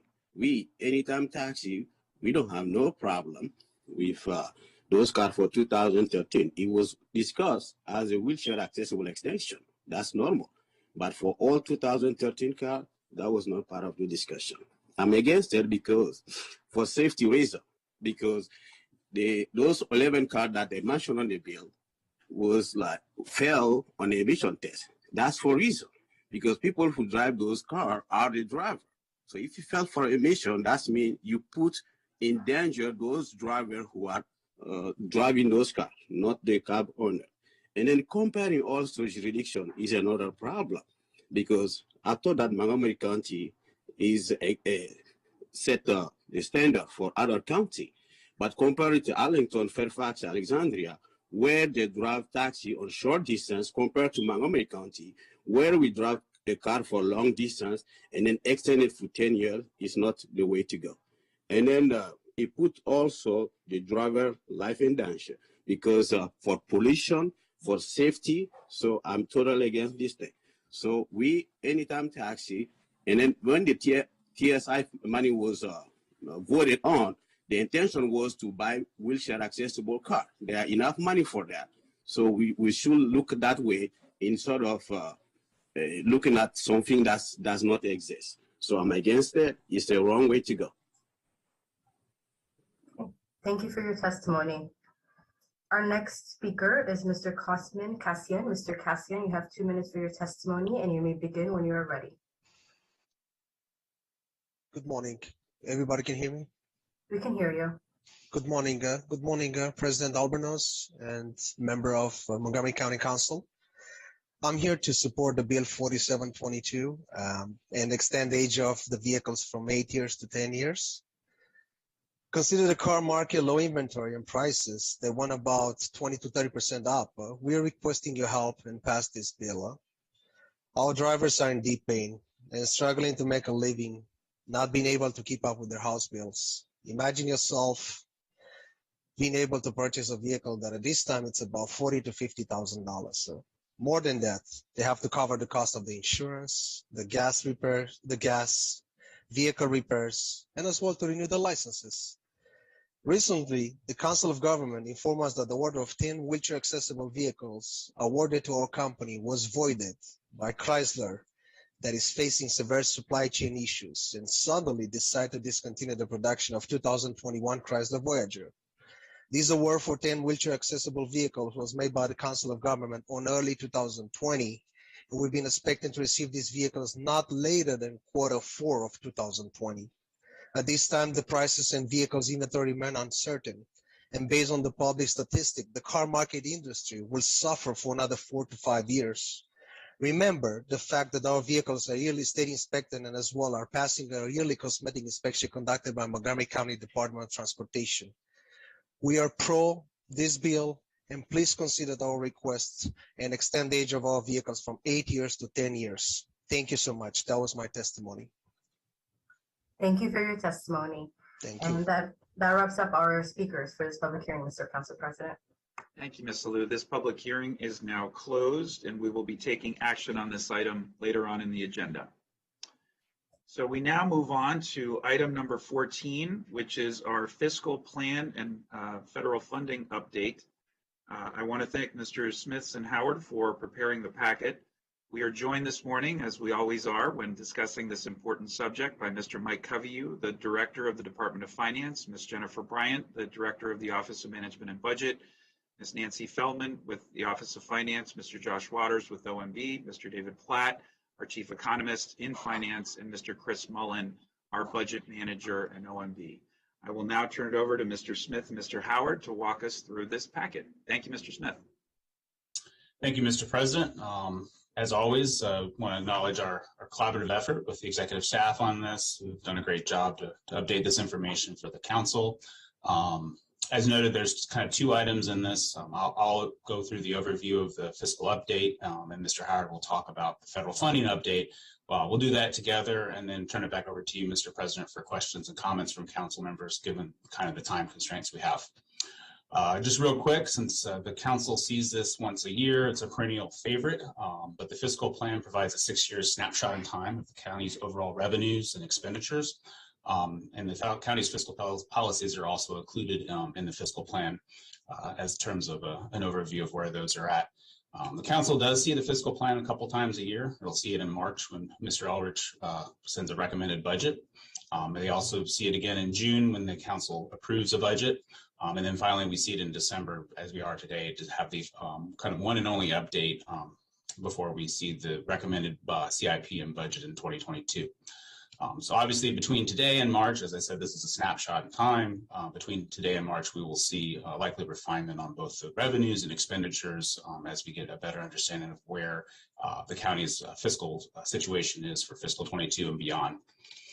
So good news, the county's December 2021 fiscal plan update overall at the highest level shows that the county weathered the pandemic better than expected due to significant federal aid and stronger revenues in fiscal 21.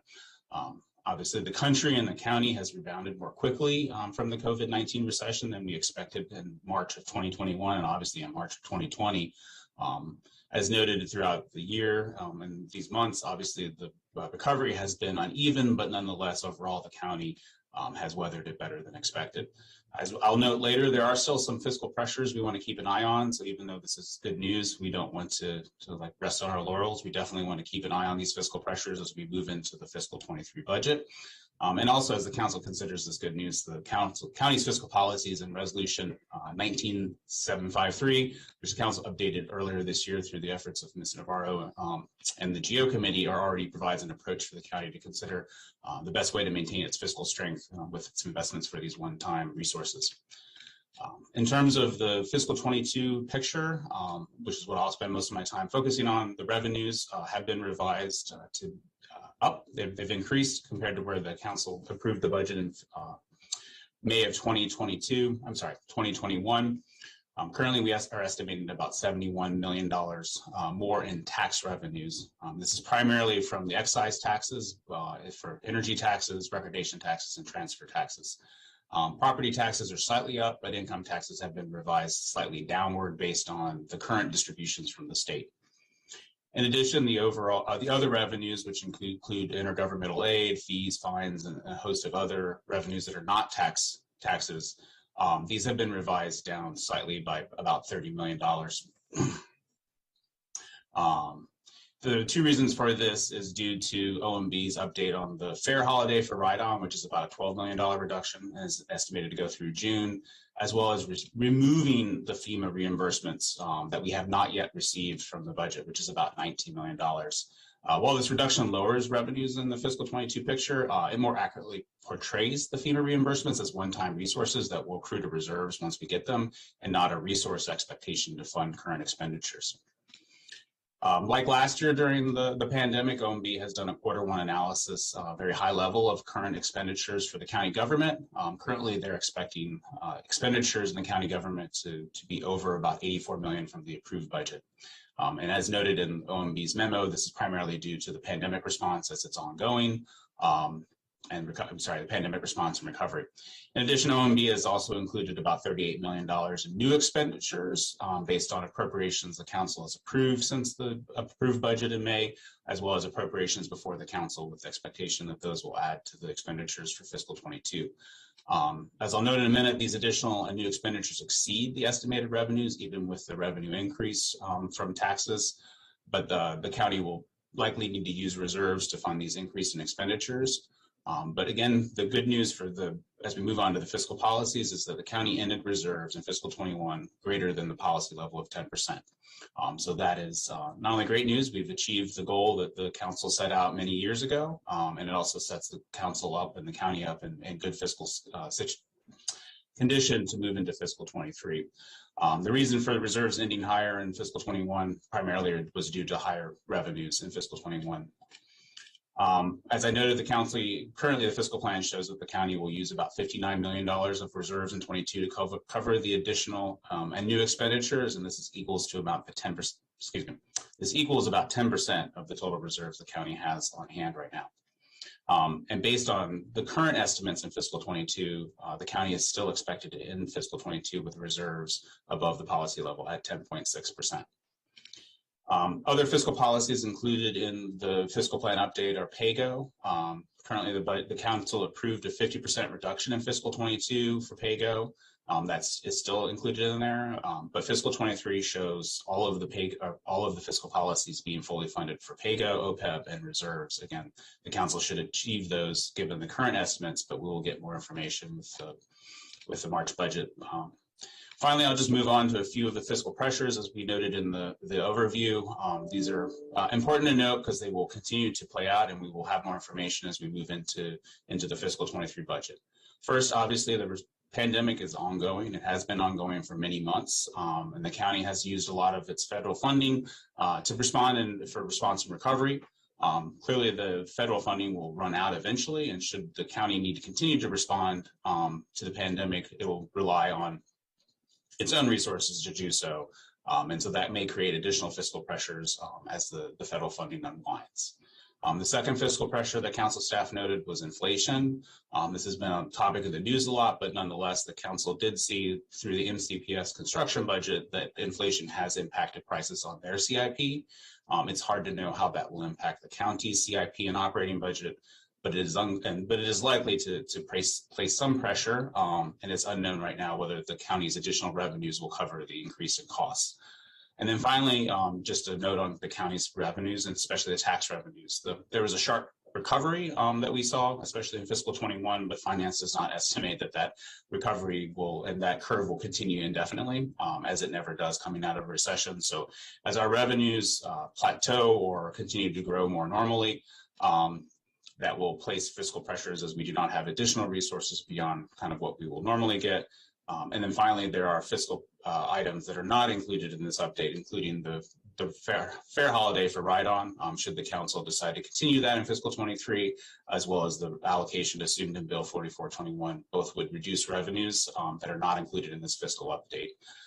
But again, the high-level takeaway is the county has weathered the pandemic much better than expected and is in good position as we go into fiscal 23. But as always, we'll keep our eyes on the fiscal pressures to ensure that the county is in a good position for fiscal 23 and beyond. I'll now turn it over to Mr. Howard, who will quickly share about the federal funding update, since we have not had one of those recently. Thank you. Thank you, and good morning. As Mr. Smith mentioned, the infusion of federal dollars was a significant factor in helping the county weather the pandemic and keeping us in good fiscal standing. There's two significant infusions of federal dollars came from the CARES Act, or the CRF, Coronavirus Relief Fund dollars, as well as the the ARPA, American Rescue Plan Act dollars. And then also there's the issue of FEMA reimbursement, which was included as part of the budget, but has now changed a little bit in terms of how that's being shown in the fiscal plan, and I'll mention that in a minute. So the first, with the Coronavirus Relief Fund, the county did receive $183.3 million from the CARES Act to respond to COVID-19 public health emergency. The council did receive an update from the CAO on the status of CRF expenditures in early November. These funds, as you'll remember, were initially required to be spent at the end of last December, but Congress extended the spending deadline till December 31st, 2021. So this December, the council has appropriated a total of $187.9 million in CRF funds. And the reason for that is some of the initial expenditures that were designed to respond to some of the pandemic needs were not completely spent. So the council reallocated some of those dollars. So so you all have over appropriated the CRF dollars to ensure that all the funding is spent. There is as part of the attachments from the CAO's update in November, there's a chart that gives a status update for all the different special appropriations the council has approved and the spending on those. And along with the update, the CAO did recommend that the council authorize the use of CRF dollars for two previously approved general fund appropriations, the winterization of streeteries, which is $1.25 million, and the conference center assistance, which was $2.5 million. These were initially thought to be ineligible for CRF funding based on either timing or content, but with changed CRF eligibility guidelines and additional guidance from the federal government, the executive branch has determined that they are CRF eligible expenditures. And these funding switches are scheduled for action as a separate item later on in today's agenda, number 20W. And the last piece on this is that the executive branch will provide the council with a CRF closeout report once all the expenditures have been reconciled at the end of January. And at that point, we'll have a full breakdown of where all the dollars went. And as part of that, since they're all here, I do want to thank OMB and finance staff for all their work on the accounting and tracking of all these expenditures, because it was a lot of it required a lot of new efforts that hadn't been done before, and it's very much behind the scenes work, but it required a lot of effort. So we appreciate their work in doing that. The second big funding piece was the American Rescue Plan Act, or ARPA. The county anticipates receiving $204.1 million in total from ARPA in 2 tranches. One was received in June 2021, the first half, and the second half is expected to be received in May or June of 2022. To date, the council has appropriated about $141 million in ARPA funds, set aside $28.5 million to fund specific programs in FY23, and also set aside $20 million to fund unanticipated needs in FY22 or beyond, leaving about $14 million in unallocated funds total. The November 19th memo from then Council President Hucker and Vice President Albornoz is attached to the packet, and that outlines some next steps for the council's consideration of ARPA funding, which would continue the people-centered approach that focuses on assisting those most impacted by the pandemic, while also analyzing alternatives through a racial equity and social justice lens. Since then, the council has approved additional ARPA funding for food security, the Por Nuestra Salud y Bienestar Initiative, and the African American Health Initiative.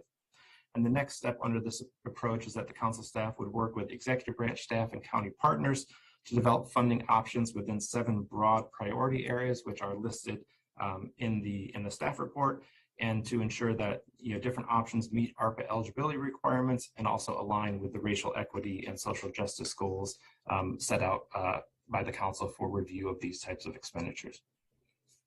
And then the last federal funding update is on FEMA reimbursement. The council received an update from the executive branch on November 23rd, which is attached to the staff report.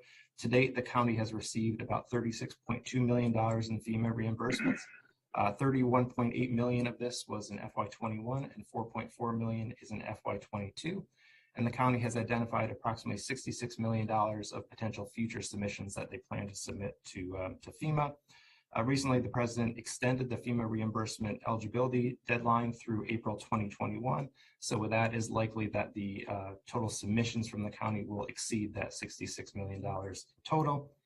And as Mr. Smith mentioned, while the FY22 operating budget did include an assumption of $23.7 million in FEMA reimbursement revenue as part of the budget, the updated fiscal plan only assumes the $4.4 million that has already been received.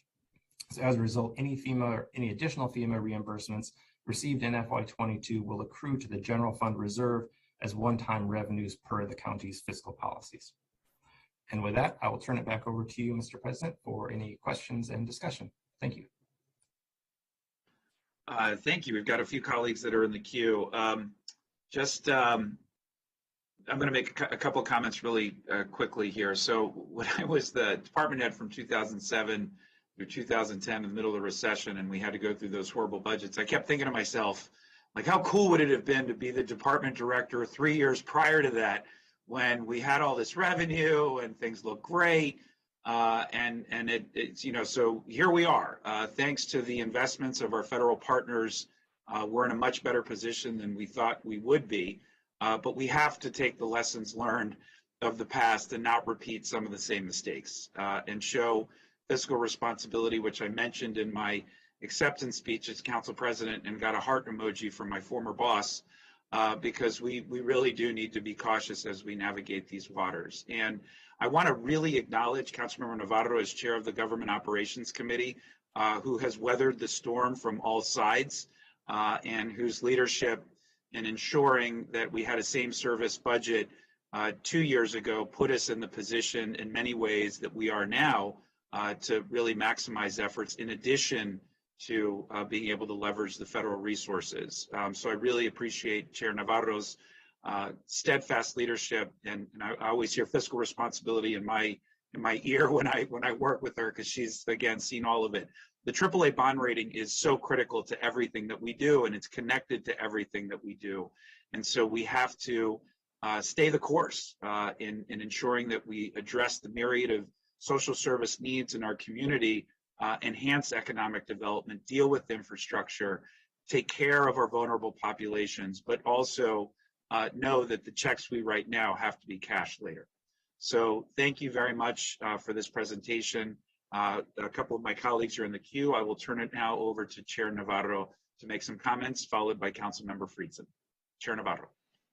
Thank you, Mr. President. Actually, when I was elected to the council, I had the same exact thought. It was, so excited about, working on expanding certain initiatives and things of that nature. And then it was literally just like savings plans, cuts, so it's amazing. But I want to express my appreciation to this entire team. I mean, all my colleagues and this extraordinary team of OMB and finance. I wasn't sure how we were going to be able to navigate this particular crisis. And there's no doubt that I feel like, part of the reason why sometimes you have to step back and reflect is that we were not just addressing the crises in terms of the health and safety of our residents, but we also had to think through very carefully about the fiscal impact. And we had been very careful, but what was that going to mean in terms of the hit to the county in particular? So yes, I think we're very fortunate to have been able to receive that support from our federal partners, specifically the Biden administration, who just hit the ground running to help us.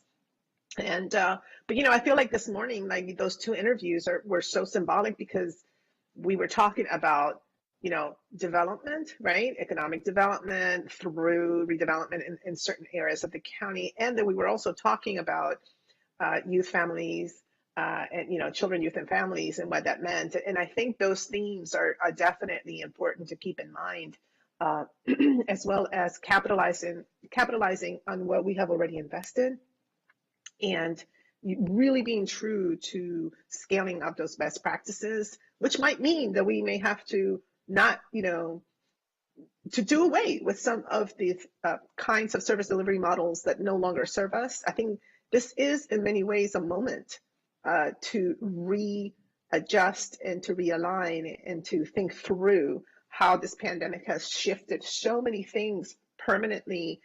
And this is how we're going to have to respond as well. So it's all connected. And again, I really want to just, thank my colleagues, especially my GO colleagues, council members, Friedson and Katz, Mr. Smith, who is always there to really help us sort through these very complex issues.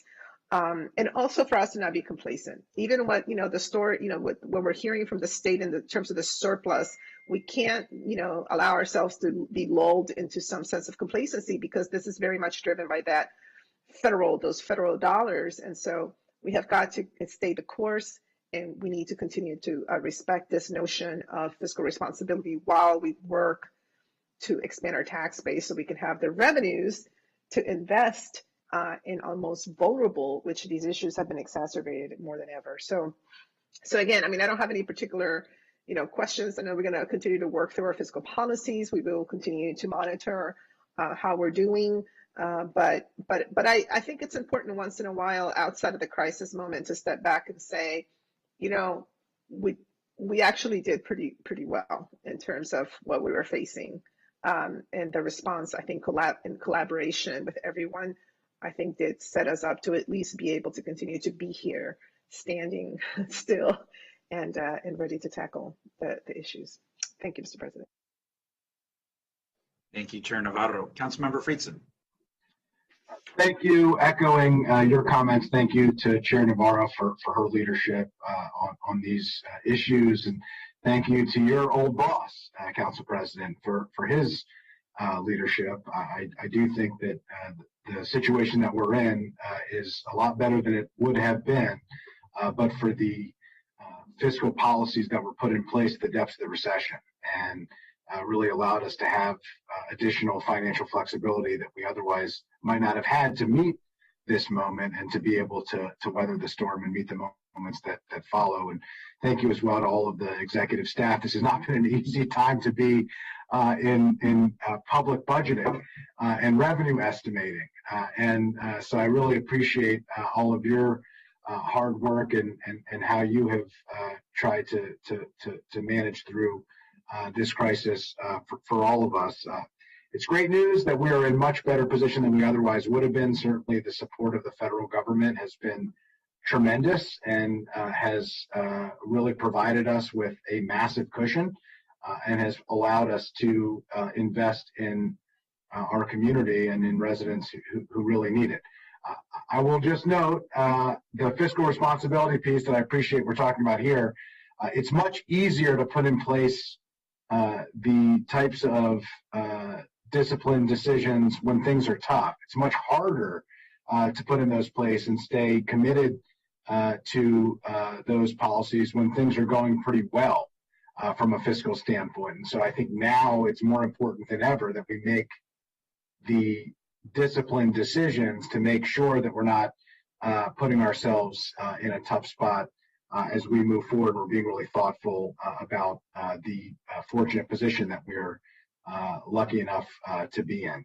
So I just had a few questions specifically, if I could, and I'll just direct these broadly, and whoever feels that they are best equipped to answer them, please just feel free to chime in. We have so much expertise and talent here from the executive branch that I would not dare determine who is most equipped to answer any individual question. And if council staff feels that there's anything to add, please chime in as well. But the first about FEMA timing, obviously it's taken a lot longer to get the FEMA reimbursements than we would like. We've made some miscalculations on what would be reimbursed, how it would be reimbursed, when it would be reimbursed.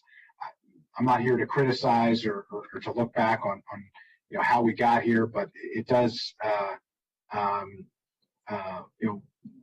raise the questions moving forward. And I do think it's very positive. And one of my questions was going to be whether we're assuming in the fiscal plan the reimbursements. The fact that we are not is a real positive and a credit to the integrity of the fiscal plan. So I wanted to note that.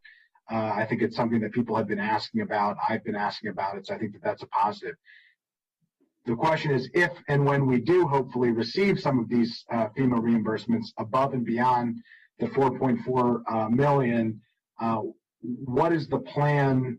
Do we have a process for how we're going to handle that? We're projected to be over the 10% target, which is great at 10.6%. This would take us further over that, depending on how many supplemental special appropriations we approve between now and that point. But this is a unique circumstance with FEMA reimbursements. So obviously the policy is one-time expenses, but what's the plan? What's the process moving forward? Does the executive branch have something in place, and do we as a council have something in place, and the staff working on that? So I just raised that broadly. I can answer that question. So when FEMA reimbursements come into the county, the reimbursement, the revenue accrues to the fund where the expenditure took place. So if it's the general fund expenditure that we're getting reimbursed for, then the revenue would accrue to the general fund. At that point, we would notify council whenever we get the reimbursements, and then a plan can be worked out either with the executive and the council to determine how best to allocate those resources. But the revenue itself would just immediately accrue to the fund where the expenditure took place. Appreciate that. So given the fact that we did budget FEMA reimbursements as part of balancing the budget, what is the executive budgeting authority to spend those funds without council approval? Is council approval required for the use of FEMA reimbursement funds? So any additional expenditures that we would pay for with that, we would need council appropriation authority to spend. Okay. It would essentially accrue to the undesignated reserve of that particular fund. And is the practice going to be when the reimbursements are received that the council will be notified at the time of receipt? So up until now, the practice has been that I've been notifying the deputy director. Whenever I learn of the reimbursements, I let him know that the reimbursements have been received. And we'll be tracking, any reimbursements received and keeping track in a spreadsheet so we can keep the council up to date on everything that's been received. And so you all are aware of the total amounts as well as the individual submissions and the status of those. Got it. Appreciate it. Okay, so it's related to the reserves. It's currently projected at 10.6%. Does the executive branch have a approach to the reserves. I mean, the county executive has made significant comments previously on his view on reserves, and I'm wondering whether or not there is a policy or a process in place related to the 10.6% at 0.6% above the target. Is it going to be banked until the next budget? Is the intention to propose special appropriations to the council? Has that not been determined up to this point? I can answer that. I'll At take this that point, one. go ahead, Mike. Either one of us can answer. Go ahead, Mike. I think you're on mute, Mr. Cavia. Yeah, I unmuted and then it muted back. Sorry. At this point, we haven't talked to the executive about that 0.6%. We will be talking to him about it. It's actually a recent calculation as we finalize the act for what used to be called the CAFR, which should be sometime next week. We will be discussing it. Jenny might actually know what schedule we're going to be discussing with him on it for. But right now, we haven't actually discussed that. I do believe we're going to let it ride at least for the next few months and see what happens with February income tax distribution from the state controller's office. The safest course at this point would be to let it sit at least until the end of February, when we know much better where we're going to stand with income tax estimates for the entire fiscal year. Appreciate that. I think that's the prudent approach. So I think that I'm happy to hear that. In terms of expenditures, we're 84.1 million over what the budgeted expenditures were. Do we have an accounting for how many of those expenditures totaling 84.1 million are one-time expenditures and how many of them reflect ongoing expenses or expected ongoing expenses? I think we'd have to calculate that for you and get it to you after this meeting. Appreciate that. If council staff and executive staff could work together on that, I think it's really important because, one of the questions in the fiscal plan is, it's a snapshot in time, but it's supposed to reflect, what is the sustainability of the county's budget and resources. I think that would be helpful to know. Obviously, we're in a crisis. There are expenses that have come up. We've appropriated a larger than normal, understandably, set of special appropriations, but be helpful to understand, how much of that is ongoing and how much of it isn't, so that we can bake that into what will be assumed. I would presume within the budget. So that would be helpful. Just quickly on PAYGO, just a couple more here. Thanks for the indulgence. Last year we made a decision to cut half of the PAYGO amount, as was noted earlier by staff. I raised some concerns about that. I continue to have concerns about that. The $15.5 million that traditionally would have gone towards the capital budget to pay for critical priorities was removed. We now are in a better situation. So I'm wondering if there is conversation with the executive branch. I understand that you're going to, expecting to restore as part of the fiscal plan back to the full fiscal plan amount for next budget year. But there's also the issue of the $15.5 million that were removed from the capital budget in cash. Is there any conversation or consideration to add in cash additional $15.5 million as we move forward with the January submission for this capital budget? So to make up for the fact that because there was uncertainty, the decision was made to slash that money out of the capital budget.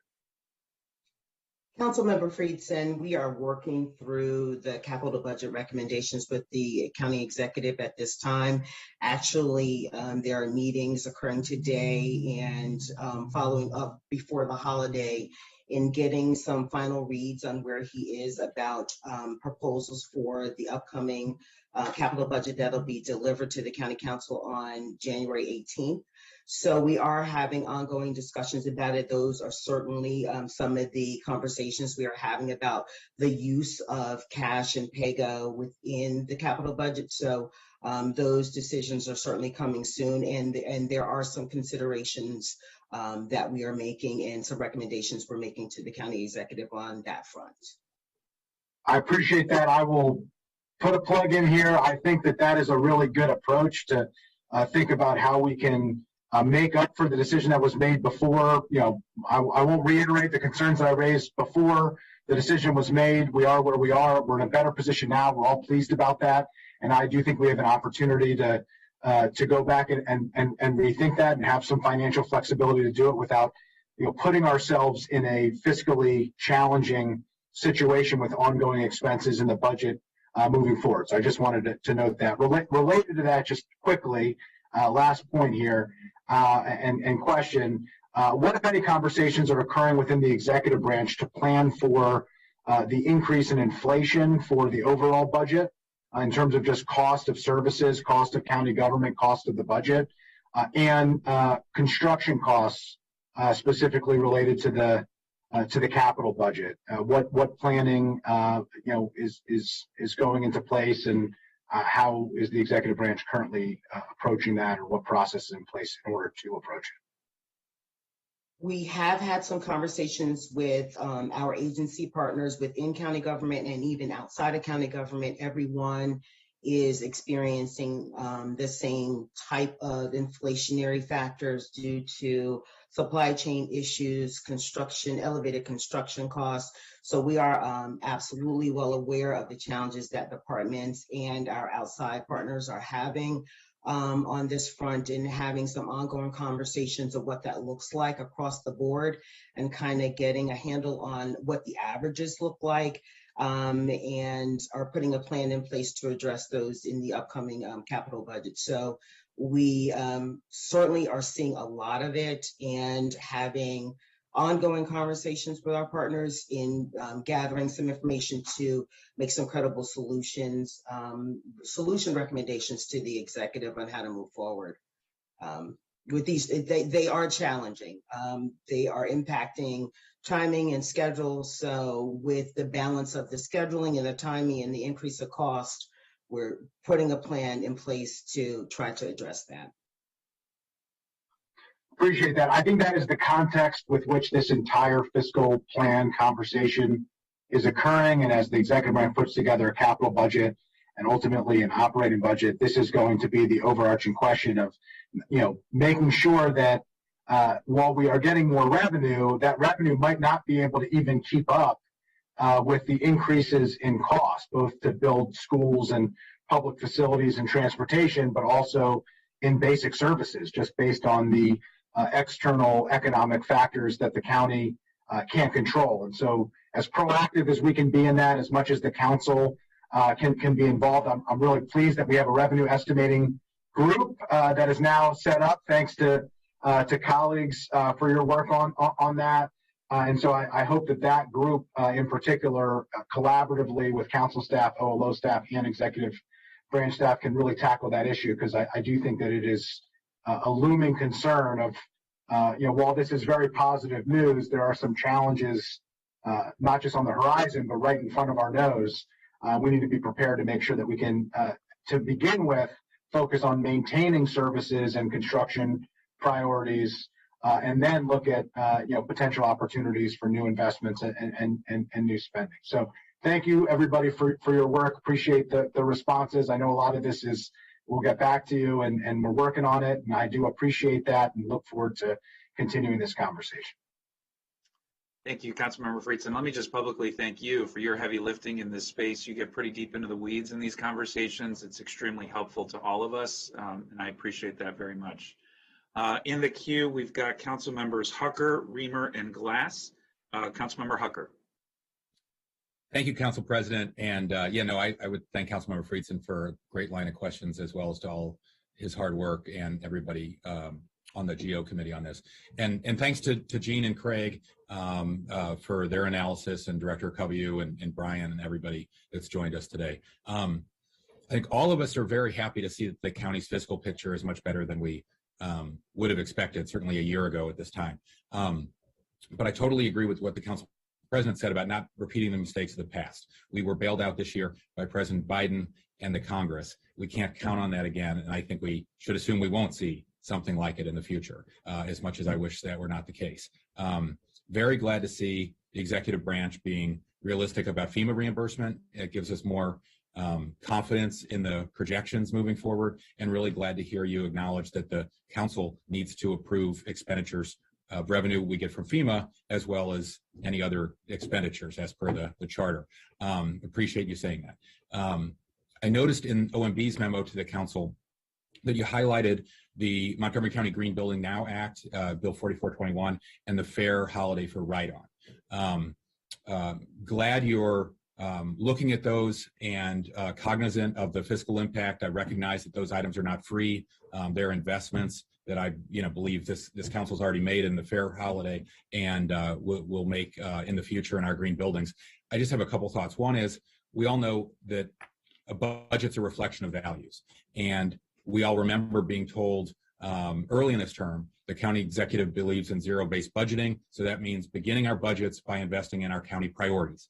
And those set by this council have been addressing a climate emergency that we declared 4 years ago, and our racial equity and social justice commitment. So I think of the Green Buildings Now Act not just as an investment in our local economy and the job creation that we badly need, but a financial tool as well to leverage our limited county funds in a way that allows us to access additional funds through bonding by the Green Bank and through the federal matching funds. So I don't want to repeat the mistake of the past. As the council president said, we should be using our limited dollars to get the most bang for our buck, to create jobs and spur our economy, and that will come back to us in the form of revenue that we all like discussing how to spend.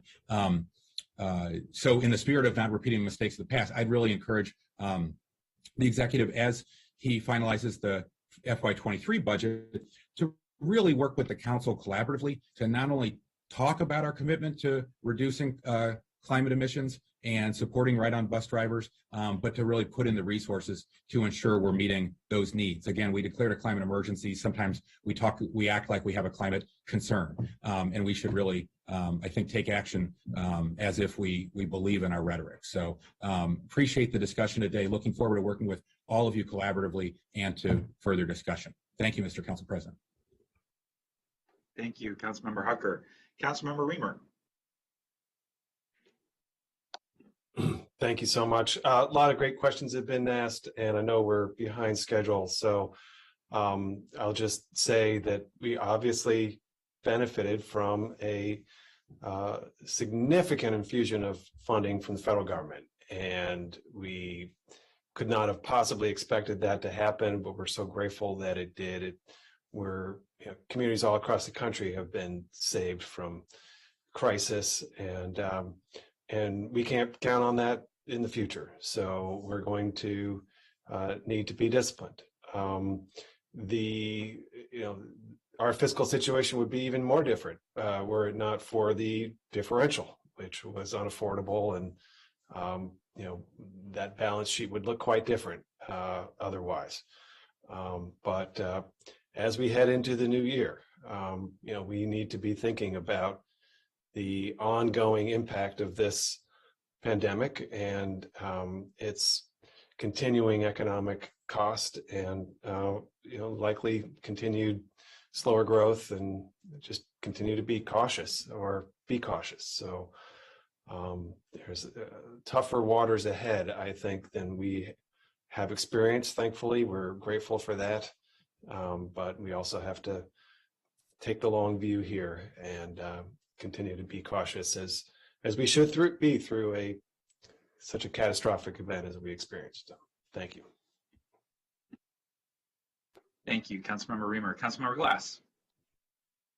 Thank you very much, Mr. President. Really good conversation. I had a number of questions that others had asked, but picking up on the theme of federal support, I think that the infusion of federal dollars that we've received, that because of the federal dollars that we've received, this fiscal update is somewhat of a mirage, and we can't rest our laurels on it.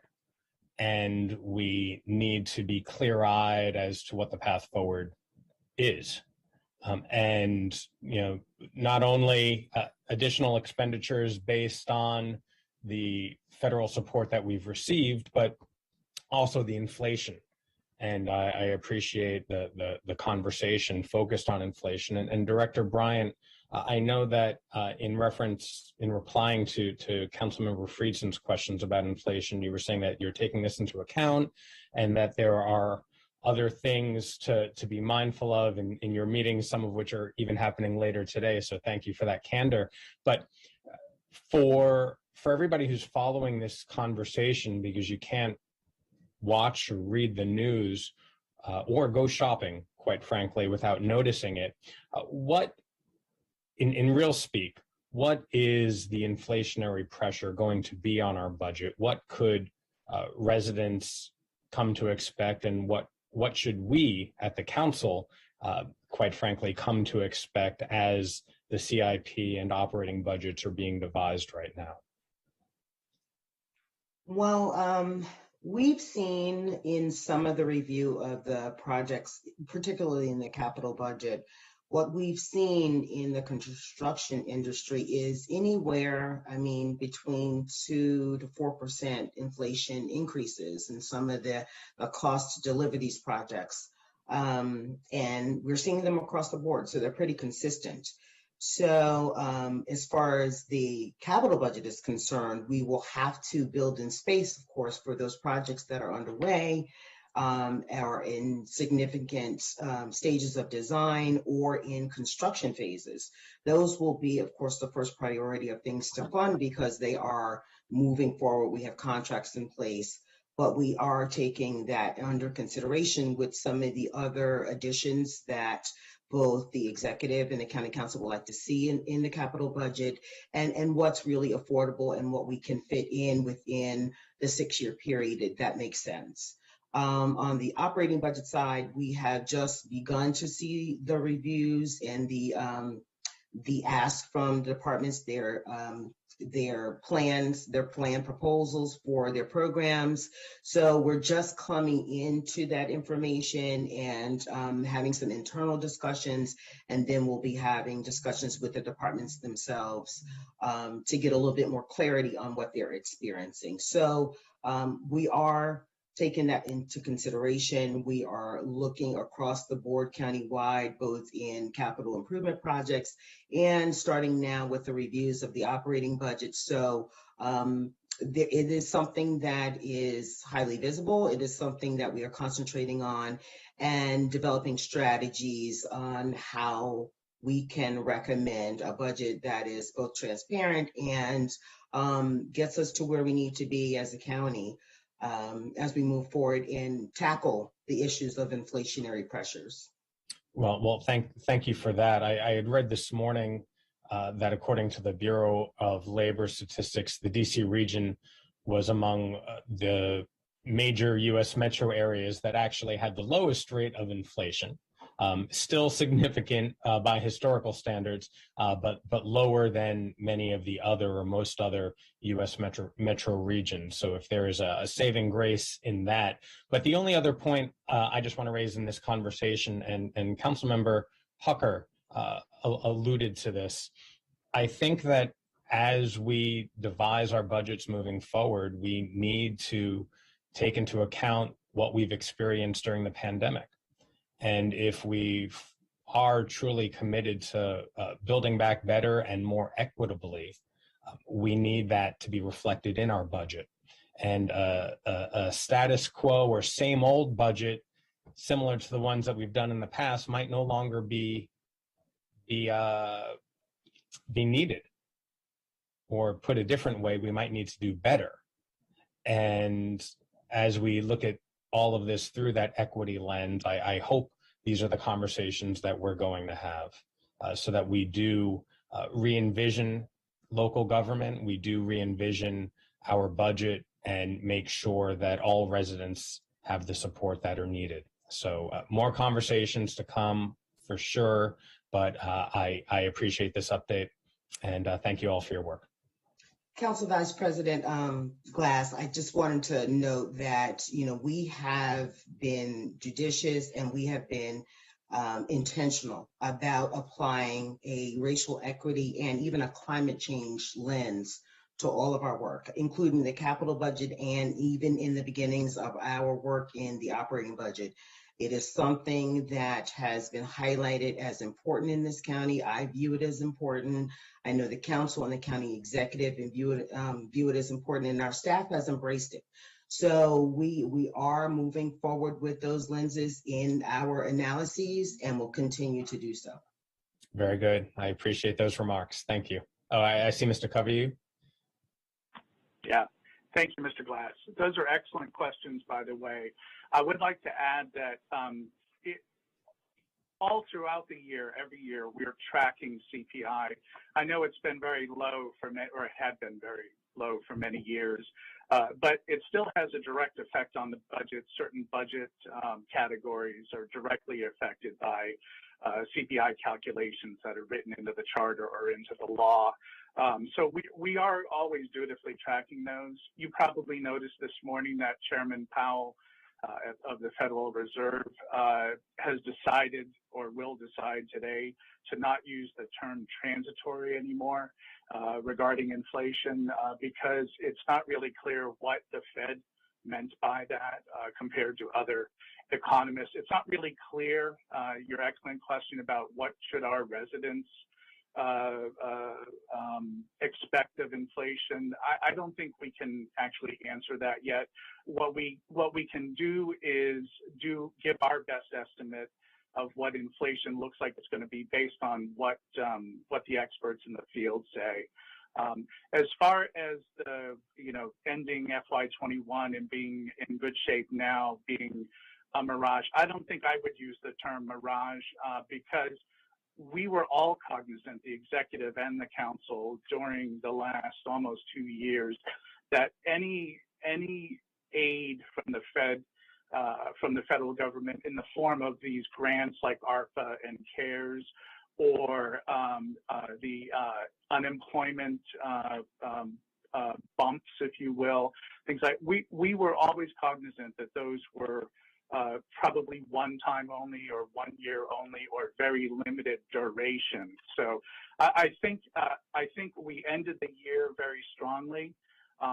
We didn't start obviously the year very strongly, and it's part and parcel due to the fact that the feds helped local governments and state governments directly, but they also helped businesses and individuals directly. And the future budgets, the estimates in the fiscal plan, they're not predicated on any of that being extended into the future at this point. So I think we are actually in pretty good shape right now. And the rating agencies always make a point of in their analysis, which they always publicize, noting that Montgomery County has very strong fiscal management on the executive and council side. It's in almost every press release that we see. And as you know, we're in the market multiple times a year. It's not just the general obligation bond sale that we do every year. We've actually been in the market 3 times since the GO bond sale in the summertime. But I think we're in good shape. We're going to work through this together. We're going to remain in good shape. I have no doubt of that. Thank you. Well, thank you for that. And when you're walking through the desert or in some other area, you don't necessarily know how long the mirage is or where you're going, but with your optimism and with the work that all of your colleagues are saying that you're doing right now, trying to put our best foot forward to reach the goal of fiscal stability and having a better fiscal outlook, I'm all for that future. So thank you. I yield back. Thank you, and thank you all for that important presentation. And let's hope next year looks as good as this year. But it's going to take some hard work to make sure that happens. So thank you all so much. Colleagues, we're going to catch up. Don't worry, we won't be here all day, I promise. We are now moving on to item number 15, our district council session, starting with item A. And this is an introduction, a public hearing on the sectional map amendment to implement the approved and adopted Ashton Village Center Sector Plan Sectional Map Amendment, SMA H144, will be held on January 18th, 2022 at 1:30 p.m. Ms. Dunn, did you want to make any comments regarding this introduction?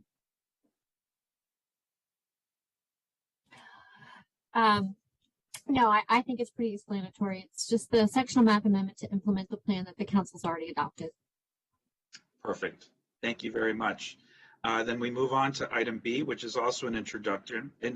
This is a zoning text amendment, 2111 Sandy Spring Ashton Rural Village Overlay Zone. The public hearing is scheduled for January 18th, 2022 at 1:30 p.m. Chairman Reamer, did you want to make any comments regarding this introduction? Just want to say, as Pam said, these actions are to implement the policy decisions made in the master plan. So there should not be anything new in this, but we do this process to ensure that the public can see these documents and make sure that they indeed reflect the decisions of the master plan. So we wouldn't change them with any new decisions. We just make sure that they reflect our decisions already made. Thank you. That context is really important. Then that takes us to item C, which is also an introduction, which is a resolution to approve Executive Regulation 1520, public space usage in work zones. Action is tentatively scheduled for January 18th, 2022. Mr. Reamer, did you want to say anything about this? No, glad it's introduced. Don't know much about it yet. Look forward to taking it up. All right, sounds good. I'll note that item 15D has been postponed, and we will revisit that when we come back from recess, which takes us on to item 15E. This is an action, resolution to approve the extension until February 2nd, 2022, hearing examiner's report and recommendation on local map amendment application number H141 for amendment to the zoning ordinance map. Sue Lee Cho, attorney for the applicant, White Oak Apartments LLC, requests rezoning from the CR .75, CO .75, R.25, H75 zone to the CRF 1.25, CO .25, R 1.25, H85 zone of the property located at 2220 Broadbrook Drive in White Oak, Maryland, in the 5th election district. And the tax account number, for those of you watching at home, is 05-326-8832. Ms. Nadeau, would you like to speak to this item?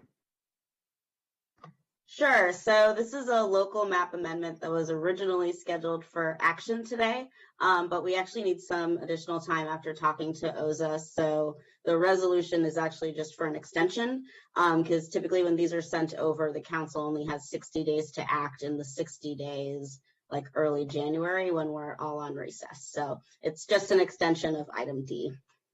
Okay. So do we need to vote on this, or is it? Yes. Okay. And is this just a hand vote or roll call? I believe it is a hand vote. Okay. Can I get a motion to accept this action? And a second? Moved by Councilmember Reamer, seconded by Councilmember Rice. All those in favor of the extension, please raise your hands. That is unanimous. All right, that takes us on to item number 16. And this is an action. The county executive's appointment for Chief of Children, Youth, and Families. I think all 9 of us are going to want to move this. Ms. Tara Treadvance, can I get a motion? Councilmember Friedson, seconded by Councilmember Rice. All those in favor of approving the county executive's appointment for Chief of Children, Youth, and Families, please raise your hands. And let's do this with a picture. Somebody take a picture. All right, all those, that is unanimous. That moves us on to item number 17, which is an action This is to appoint the county executive's appointment for the development ombudsman position, Mr. Thomas Lewis. Can I get a motion to move Mr. Lewis forward as the nominee? Motion by Councilmember Hucker, seconded by Councilmember Friedson. All those in favor of moving this nomination forward, please raise your hands. And that is unanimous as well. Thank you all. Which takes us on to the next item on the agenda, which is legislative session day number 35. And we will start with introduction of bills.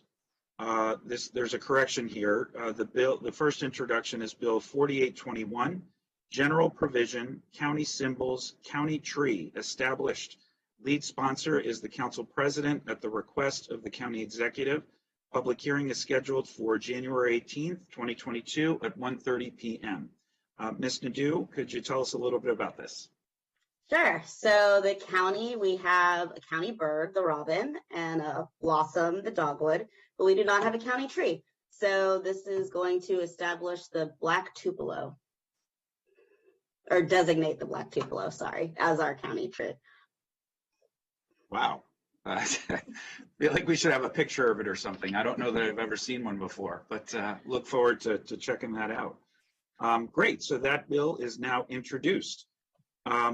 Any discussion from my colleagues on the tree? No discussion.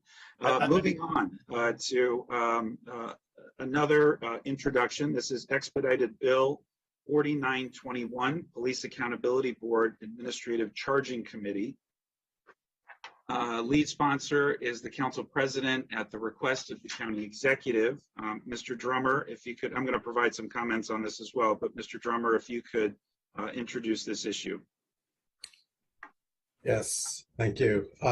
This is a bill to implement a new state law, HB 670, which mandates a uniform disciplinary system for police officers within the state of Maryland. And the bill requires us to create a public accountability board and an administrative charging committee to handle disciplinary matters. This bill would create a 5-person public accountability board. The chair of the accountability board, I'm going to start calling it the PAB. Be simpler for me. The chair of the PAB automatically becomes the member of the charging committee. It's actually the charging committee that makes a decision after seeing the review, the internal investigation report from the police department as to whether or not an officer should be charged with an offense.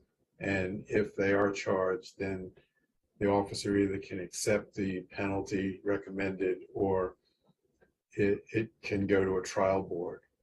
And the PAB actually selects 3 of the 5 members of the charging committee. And then there's more details in the bill. Many of them mandated by state law, many of them actually are within discretion of the council. Thank you, Mr. Drummer. We've received correspondence on this really critically important issue. Now, I want to acknowledge that correspondence and the leadership of so many stakeholders who have helped partner with the county and the council to ensure accountability and transparency and meet the moment that we are in of this opportunity for generational change when it comes especially to police accountability and addressing issues that have been longstanding in our criminal justice system. I want to really acknowledge our state partners for moving this legislation forward last year, which was critical and provides such an important, momentous opportunity for us to move forward because the county has been going it alone, not entirely, but we have been enacting numerous pieces of legislation to move forward the police accountability issue and ensure transparency and again meet this moment that we are in. But this, of course, now applies to the entire state, which is going to move the entire state forward, which is critically important. I'll note just several things. The first is that this must be implemented by July 1st. which means that we have to recruit these particular participants. They have to receive an extensive amount of training. And as I learned yesterday, we are actually already behind several of our local jurisdictions who have already advanced their process. And so it's important for us to be able to move forward, acknowledging several things. This is an introduction. And as has always been the case, we will have a series of work sessions in committee and deliberate and discuss this particular issue. Second, we are not going to have a traditional public hearing on a Tuesday afternoon. We are going to expand the opportunity to have a public hearing in the evening to allow for more time to hear from residents and their concerns, their recommendations, so that we can fully address this as well. And thanks to the work of this council, and once again, the leadership of Councilmember Navarro, every bill that we review is reviewed from a racial equity lens. And I have been very impressed by the work of our Office of Legislative Oversight. And so they will take this bill up as well and provide important guidance. I wish this bill had been introduced earlier, but given where we are in the time frame and the fact that we won't be reconvening again until January 11th, it's important that we allow ample time for the analysis of this bill, as well as ample notification for the public hearing so that we can get this process started. This is not the end. This is the beginning. And we will make sure that all of the key stakeholders and voices are heard as we try to every time in the development of this really critically important bill. So I want just one last time appreciate the comments made by key stakeholders, but I think it's, just with the introduction, this allows us the opportunity to really move forward with feedback that we will secure all the way through. Councilmember Reamer would like to make a few comments. Councilmember Reamer. Well, thank you, Council President Albornoz. I think you've had to grapple with one of the first ornery issues as Council President, and you've done a great job. I want to thank you for being responsive and setting the context here. As you said, we are obligated to have this implemented by July, which means that they apparently will need time to recruit and train in June, perhaps even in May. So we are on a quick timeline. And we can view this introduction of legislation here as providing us the template that we'll work from. It's disappointing that there wasn't a fuller community process to inform the drafting of this legislation and receive a lot of that input already. But we are here where we are, and I know that we'll dive into it with that frame of mind as we proceed. As you said, Council President Albornoz, the Democratic legislature really deserves a great deal of recognition for the work that they did last year on this issue. And there were some foundational policies that were absolutely necessary in order to make this possible. One of those was repealing the LEOBOR, the Law Enforcement Officers' Bill of Rights, and the other was reforming the MPIA, the Public Information Act. Both of those major policy state laws were preventing the revision of disciplinary processes, were preventing the disclosure of investigatory documents. And so now that they've been fixed, we can actually build a model here that hopefully will work a lot better and build community confidence and trust while being fair for officers who deserve to know that they have a fair process for the resolution of any complaints or disciplinary matters. And so we'll need to find that great place where those two concerns come together, a community-informed, fair process that brings community values and community participation into oversight and accountability. And I look forward to working with my colleagues and want to thank Councilmember Jawando. He and I have been in close communication as this legislation has emerged here, and look forward to working with everyone and him as well as we proceed. Thank you. Thank you, Councilmember Jawando, followed by Councilmember Katz. Councilmember Jawando. Thank you, Mr. President. Just to start off on a good note here, I want to get your request in. Here's the black Tupelo. So. Oh wow! So enjoy that. That's going to be our new tree, hopefully. So. Yeah. Start off with some good news. Some good news there. So I appreciate the way you framed this. I too am disappointed with how this is played out. Both in the process, but also the substance. And the good news is, thanks to our county charter and the way legislation moves, we're going to be able to, use this bill or crumble it up or create a new one or make changes to it, update it, and we'll have a thorough, robust community engagement process, as you've committed to, just already talking about the town hall format. And I'm sure we'll be meeting with groups. I've already had conversations, as I'm sure other colleagues have, with other groups ahead of this. The work we've done on this council, and I've been proud to have helped lead some of that work, to frame and reimagine a new system of public safety where everyone is treated equitably, and that reduces disparities and disparate contact, and that has accountability, but also keeps at its center safety for everyone in our community. Has been used as a model, whether it's our use of force bill or independent investigation bill. Even the Police Accountability Board has features in it of things that we've done here. And I really appreciate our state legislature for working with us and using a lot of the things that we've done here as models. Based on the outline of this board, I think it falls short as introduced in the kind of public buy-in that's needed. Who can be appointed?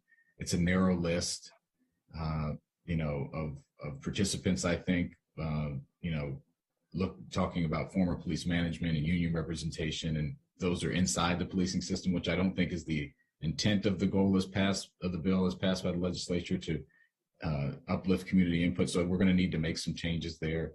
And so I also think that the issue of the county attorney, while we have a great county attorney who's served us well, serving as counsel to the board could potentially be a conflict of interest as well. And so we're going to need to look into that, and may even be something with the charter. It may be a charter issue there.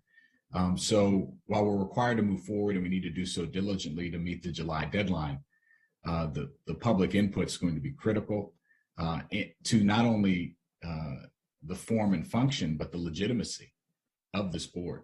And so I appreciate the Council President saying we're going to take the time and do what we need to do to get it right. I wish the county executive would have done this earlier.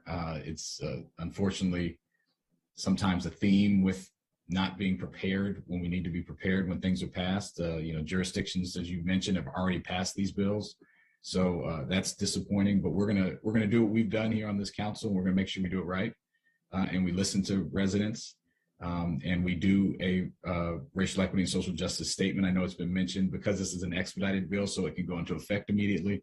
Councilmember Reamer, myself, others, I think the entire council wants a racial equity and social justice statement done for this bill, and it will be done for this bill. So just wanted to put those things out there and appreciate the council president's framing, as well as working with all my colleagues to make sure we get this right with the community. And you have my commitment, you have our commitment that we're going to get that done. So thank you, Mr. President. Thank you, Councilmember Jawando. Chairman Katz of our Public Safety Committee. Thank you very much, Mr. President. And I'm not going to repeat everything that's been said. It's been said well. We are going to have an open, transparent, collaborative discussion on this, as we have on all the others. But in order to have those discussions, you need to start those discussions. And yes, it would have been better if we could have started them sooner. but we can only deal with the reality of what we're dealing in. And so I do believe that this is like the chicken and the egg. I know people wanted to hold this up, but the reality is that we need to start the process as quickly as we can. As pointed out, we're already behind. We will do it the right way. We will have the open and collaborative discussions with the public and everyone else associated with it. So thank you very much, Mr. President. And if you want, I'm happy to make a motion. Do we need to make a motion? No, no motion necessary. Okay. And I'm happy not to make a motion. Okay. That's okay. Thank you. No problem. So the bill is now introduced, and as I said, there will be more information in the coming days regarding what the next steps will be. Thank you all very much. Now we move on to item 19A, the call of bills for final reading. We will begin with expedited bill 3321, personnel employees retirement system group E and amendments. The GO committee recommends enactment. I now call on GO Committee Chair Navarro to provide us with background and context. Thank you, Mr. President. So expedited bill 33-21, personnel employees retirement system group E amendments, sponsored by then lead sponsor Council President Hucker at the request of the county executive. It was introduced on July 27th, 2021. A public hearing on the bill was held on September 14th, 2021. And a Government Operations and Fiscal Policy Committee work session was held on October 21st, 2021. This bill would move resident supervisors working in DOCR from Group J of the retirement plan to Group E. That would make them eligible for the Deferred Retirement Option Plan, also known as the DROP. Currently available only for sworn deputy sheriffs and uniform correctional officers. The bill would also clarify the application of credited service for employees who move from the GRIP to Group E. We did have during our work session, Ms. Linda Herman, Executive Director of the Retirement Plans, Jennifer Harling, Director of the Office of Labor Relations, and Gina Ranmack, GO. They all participated in this discussion. The committee reviewed the bill. It also reviewed the fiscal impact and the purpose of the drop. And we all agreed that we should recommend this bill 3-0 as introduced. So that was the decision of the committee. And if there are any questions, I know Mr. Drummer is there as well in order to answer any questions that you might have. Thank you, Councilmember Navarro. Mr. Drummer, did you want to add anything? I would just add that this affects approximately 20 employees in the Department of Corrections that are going to move from the one retirement plan to the other. Thank you. And thank you to the GO committee's work. Are there any questions or discussion on this item? Hearing none, can we get a motion to move forward with Bill 3321? You don't need a motion. Oh, no motion. You need a roll call. Roll call. Roll call vote. Let's just go straight to the roll call. Mr. Friedson. Yes. Mr. Friedson votes yes. Mr. Juwando. Yes. Mr. Juwando votes yes. Mr. Reamer. Yes. Mr. Reamer votes yes. Ms. Navarro. Yes. Ms. Navarro votes yes. Mr. Rice. Yes. Mr. Rice votes yes. Mr. Katz. Yes. Mr. Katz votes yes. Mr. Hucker. Yes. Mr. Hucker votes yes. Mr. Glass. Yes. Mr. Glass votes yes. Mr. Albornoz. Yes. Mr. Albornoz votes yes. So let the record show that passed unanimously. So we move on to bill number 2621, taxation payments in lieu of taxes, affordable housing amendments. The GO and Fed committees both recommended enactment with amendments. Chair Navarro or Chairman Reamer, who's taking this one? Chairman Reamer. Chairman Reamer, yes. Thank you. Great. Well, thank you so much. Want to take a moment to highlight some of our housing work and then proceed into the details of the legislation. As you said, Council President, this was the joint recommendation of the Fed committee and the GO committee. And that's great and appropriate because our work this term on housing, I think in some ways framed with the beginning of our council's commitment to achieving the COG housing goals. And I want to thank then Council President Navarro for her participation in that process and strong support for those housing goals. We committed to that because we know that there's a regional housing shortage and this county is becoming unaffordable. And we're all concerned about being an inclusive community where, for example, young people or empty nesters can have a future here because they can have a job or they can have a house here or a place to live. And that's something that is becoming less and less certain. And so part of the problem is the lack of new housing that's coming into our supply, driving up the cost for everyone. And so we made some strong commitments to housing and we followed through on them. And we've taken up master plans through the Fed committee. We've adopted the Veers Mill Corridor Master Plan, the Forest Glen Master Plan, the Mark Communities Plan, Germantown Town Center, Ashton Village, Shady Grove. Master plans that have all facilitated a changing market, and it's our ability to get more housing where we need it, where we want it. And really pleased with all that work. We've got several plans still pending that we're hoping to get to. In our growth and infrastructure policy, we removed a moratorium on new housing, often where it most wants to be, where the market is most capable of producing housing was often under moratorium. And we removed that, and we also right-sized the tax on new housing, the impact tax, and again, to support the production of more housing. We legalized accessory dwelling units, and we've already seen strong results with the number of applications at least doubling annually so far, making possible a very tailored solution for to promote affordability where often it's most difficult to get new housing in existing neighborhoods. We adopted a housing incentive for property on WMATA Station, new development on WMATA Station property. And we're already seeing really significant projects moving forward, particularly at Grosvenor and in White Flint. We're getting results. And in fact, Amazon is even looking to partner with the Grosvenor project to invest in affordable housing here in the county.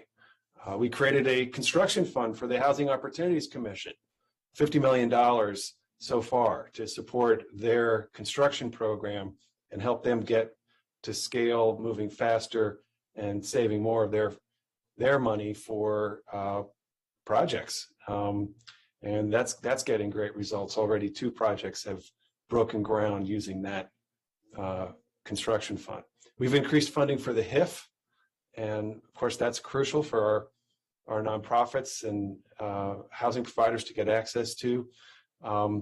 And we've got this legislation here today that is creating a very predictable financial partnership between the county and affordable housing providers. So I want to thank Councilmember Friedson, who's my co-lead on this legislation, Councilmember Jawando. We worked through it, at Fed, and then our colleagues at the Joint Committee, Councilmember Katz, and of course the Chair, Councilmember Navarro. So what the legislation does is say that if you are an affordable housing, if you want to purchase an affordable building or do an affordable project, you will be able to gain access to a tax abatement. And generally speaking, the kind of level of affordability that we are supporting with the tax abatement law would likely have been supported through a negotiation process with the county, but that process would have taken a long time. And what we're trying to do now is provide certainty to the financing for affordable developers. One good reason to do that is that when a building comes onto the market, it goes often to the quickest bidder. And so we want our nonprofit developers to be able to be quick. And so they need to have their financing identified quickly. And rather than having to go in for an extensive negotiation to know a certain amount is set, that then can help them leverage that for other borrowing. It's essentially a revenue source. And so they can increase their capital generally. So it's actually a better way to provide funding through the entitlement process or as an entitlement. And we're very optimistic that it's going to get us a stronger nonprofit housing sector that is able to deliver more affordable units to the county. There are two issues that are still pending. One of them, Councilmember Friedson will have an amendment for us in a moment. But the other is we worked on, but didn't quite get to consensus about providing this tax abatement for buildings that are more mixed income, that might have more market units in the building, but also have these lower set-asides for lower income tenants.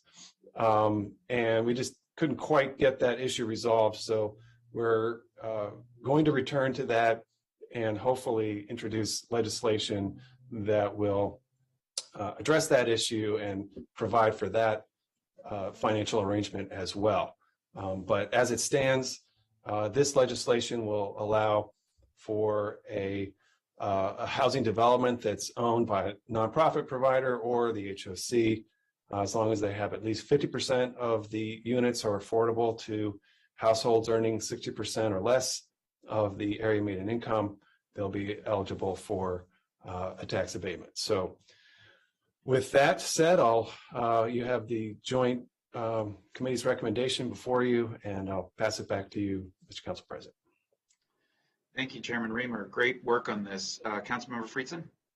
Yeah, thank you. I'll just ditto everything that Chair Reamer said on how proud I am to have worked with you in particular, but with the whole council over this past, 3/4 of a term to really make housing a core priority and to really turn our rhetoric on the importance of making Montgomery County a welcoming place for residents and an affordable and accessible place for residents into the reality of how we budget funding and commit to resources and how we legislate. Certainly, this has been a priority of ours, and the record reflects that. And I'm just really proud of that. And this is just the latest example of so many efforts that might have seemed impossible 5, 6, 7, 8, 9, 10 years ago, and have become somewhat regular here at this council in terms of demonstrating our commitment to it. So thank you to colleagues for that.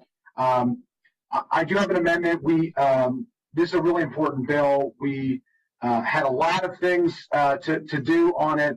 One of the things that we focused on in the committee workup of this was a transition clause, recognizing that the real goal of this is to produce new affordable units.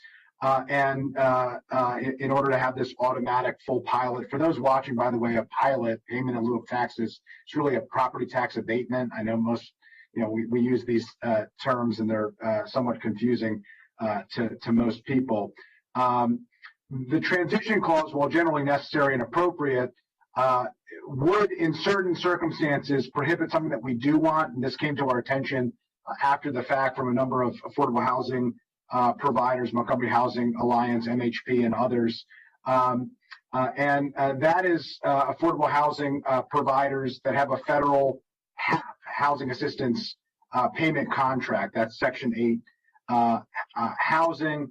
Those that are currently under Section 8 restriction for 100% of the units, there's only 13 of these in the county. We're not talking about a widespread situation. And of those 13, a fraction of them only would be owned or controlled by nonprofit developers. So we're talking about a fairly small number. But for those units, this is critical. And the challenge is if we don't have an amendment that allows these as part of this program, which is obviously what we want to preserve and protect as part of these affordable housing priorities, it runs the risk of a for-profit developer buying a property at the end of its Section 8 agreement term and then losing the affordability. that you would get under these efforts. So that is the proposed amendment, is to address that very narrow, tailored issue. It is the unique circumstance that is well within the aspect of this bill, but is not just for new affordability. It would be to protect existing affordability. That's 100% Section 8 housing assistance payment contracts through the federal government to ensure that those critical program protections don't expire, and then we would lose that entire 100% deeply affordable building forever. And so that is something that we don't want to allow to happen, even if it's only a fairly small number in real terms of actual buildings. So this has been distributed to chiefs and was also distributed to council members. I would move it now and hope that we can include this in the final bill to address this one concern that came up in our decision. So I'll move that now. Would you like me to share my screen to show it? Sure. I can figure out how to do that. I'm happy to second that, or I saw Mr. Katz wave his hands. Yeah, and I'm happy to second it too. Whoever would like to second it, please. Okay, so it was moved by Councilmember Friedson and seconded by Councilmember Reamer.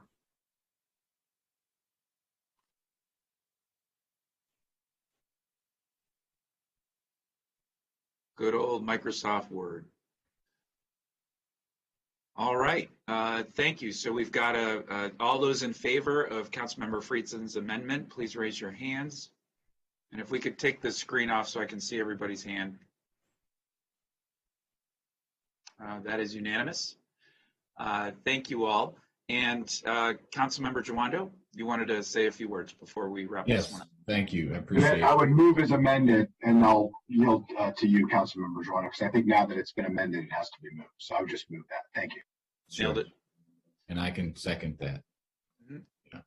Yeah. So you know how I'm voting. So I think this. I want to thank my colleagues in Fed and also the GO committee who were a part of this. Just wanted to raise. I think the crisis we're in affordable housing and housing in general is significant.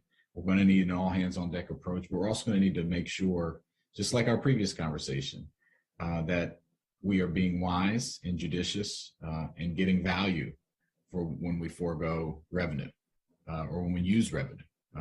We talked about this in our fiscal update. And I think that in this case, a payment in lieu of taxes for a nonprofit developer who is their sole mission is to produce affordability and affordable housing is a great tool in the toolbox. As Councilmember Reamer mentioned, these are often happening anyway at the discretion of DHCA, but to provide additional certainty, to move these quicker, to secure financing, it makes sense. I think we always need to be striving for additional affordability. I had proposed an amendment in committee that would have required 20% of the units to be affordable at 50% of AMI or below. The way the bill stands now, for a 10% increase in affordability, so from 25% overall affordability at 65% of AMI, you get this pilot. And we had some feedback from housing developers that while most projects would be able to reach the 50% AMI goal, that some would not be able to potentially. And I would have liked to deal with those with the waiver and had the general rule, but we had the process and we are where we are. I will point out that I think it's really important that these are for affordable housing as opposed to some of the other pilots that we passed. But I think this was a good bill, and it's going to provide some great additional affordable housing stock and some great flexibility to our nonprofit developers. So appreciate colleagues and just wanted to provide that context, but I obviously will be supporting this as I did in committee. Thank you, Mr. President. Thank you, Councilmember Jawando. So it's been moved and seconded, moved by Councilmember Friedson, seconded by Councilmember Jawando. This is a roll call vote. Mr. Friedson. Yes. Mr. Friedson votes yes. Mr. Jawando. Yes. Mr. Jawando votes yes. Mr. Reamer. Yes. Mr. Reamer votes yes. Ms. Navarro. Yes. Ms. Navarro votes yes. Mr. Rice. Yes. Mr. Rice votes yes. Mr. Katz. Yes. Mr. Katz votes yes. Mr. Hucker. Yes. Mr. Hucker votes yes. Mr. Glass. Yes. Mr. Glass votes yes. Mr. Albornoz. Yes. Mr. Albornoz votes yes. Thank you. So let the record show that passed unanimously. We now move on to item C, expedited bill 4721, taxi cabs, age of vehicles. I want to turn it over to Councilmember Hucker to make some comments. Councilmember Hucker. Thank you, Council President. So this is seems like a simple housekeeping bill, but it's not. This is a complicated issue that the former T&E committee spent a huge amount of time on twice during the last term. And while I'm the lone survivor of that committee, I'm sure Councilmember Reamer remembers this issue very well also, and other colleagues. I really wish we had received this in time to take it to T&E and bring recommendation to you from the committee. I feel like I have to vote in support of the bill at this point because our back's against the wall, and I want to ensure drivers are able to continue to work past the looming deadline, especially as we go into the holiday season. But I think we all ought to be concerned about the process by which this was sent to the council. The deadline's been in place for quite a while, and the executive should have sent this well in advance, but this is a pattern that we've continued to see for years. It's not just a minor process concern. It impacts two stakeholders, two big ones. One is the council is not able to now go through our established legislative process, which erodes public confidence in all of us. If we have to skip a T&E work session on a controversial issue and rush a public hearing today and take a final vote, that doesn't put us in a good position to build confidence among our riders. When I became aware of this bill, I contacted the taxi co-op and other providers to get their insights. To my surprise, they said they were not notified by the executive branch on the front end or consulted in drafting the bill. I met with over a dozen drivers over the weekend. And they've been hit so hard by the changes in the industry and the COVID shutdown. They've lost 90% of their business, even pre-COVID. We've lost so many drivers already. We really have to support the ones we have, or we won't have any drivers left at some point. But they shouldn't be in this position. And the stress that the inaction and delay in this area has created, they're collateral damage. And it's a shame that we're having to deal with it this way. I definitely agree with my friend BK, who we heard from earlier. The need to pass this is impacted by the decision not to spend the revenue in the Taxi Service Improvement Fund, which we're supposed to be spending to purchase accessible vehicles. We should be replacing the oldest vehicles on the street, which this impacts, with the newer accessible ones, and not relying on old vehicles which customers complain about and are less reliable and safe. And we certainly need to increase the number of accessible vehicles that our residents who are disabled have available to them. So that was the council's vision under T&E Chair Berliner with multiple bills on this topic, but it's still not happening. So we'll address that larger issue in a future T&E session. But, obviously I feel like today we have to allow our drivers to keep driving, even if we shouldn't be doing it this way, and keep vehicles on the street for the residents that need them, particularly our seniors and our disabled residents. Back to you, Council President. Thank you, Chairman Hucker, for that background and context. Very important. Ms. Wellens, was there anything that you wanted to add to this discussion? Oh, thank you very much, Mr. Council President. I believe the bill was thoroughly explained during the public testimony, and it's fairly straightforward in terms of extending the number of permissible service years for a taxi from 8 to 10 model years. Procedurally, I would just note, as Councilmember Hucker stated, the bill does not go to committee, therefore we don't have a recommendation from a committee. So just to note, Mr. President, that you'll need a motion for this one, and then followed by the roll call vote. I'm happy to try to answer any questions. We also have Director Conklin here, I believe, and Mr. Harris from the Department of Transportation. Thanks. Thank you, Ms. Wellens. Councilmember Reamer. Thank you so much. Well, yes, not having had the opportunity to have a committee session, I think we're having to do it on the fly here a little bit. But after today's testimony, it just struck me like I don't think we want to have our taxi fleets generally be 10-year-old vehicles, and that's kind of the core issue here. Other jurisdictions in the region It seems like it's in different places how long the vehicles are allowed to be in the fleet, but this bill would be a permanent change, allowing 10-year-old vehicles, for the future. And I do accept that there is a pandemic impact for used vehicles. We've seen that. I can't really comment on what that actually means, and due to the circumstances, we don't have the opportunity to peel this back a little bit. So with that in mind, I think we ought to make this a temporary change so that it's not a permanent change, allowing for an older taxi cab fleet. So I have emailed you to my colleagues and their confidential aides a very short amendment to the legislation that would just make it a 3-year change, so that to the extent, taking it at face value that there's a pandemic impact on the availability of these cars, which we assume the Department of Transportation has signed off on as a policy problem. We probably should hear from them about that, but we would. So, if Ms. Wellens, I don't know if you could. Actually, if before we formally move that, if we could hear from Mr. Conklin now, that would be great, and then we'll go back to the motion. Mr. Conklin?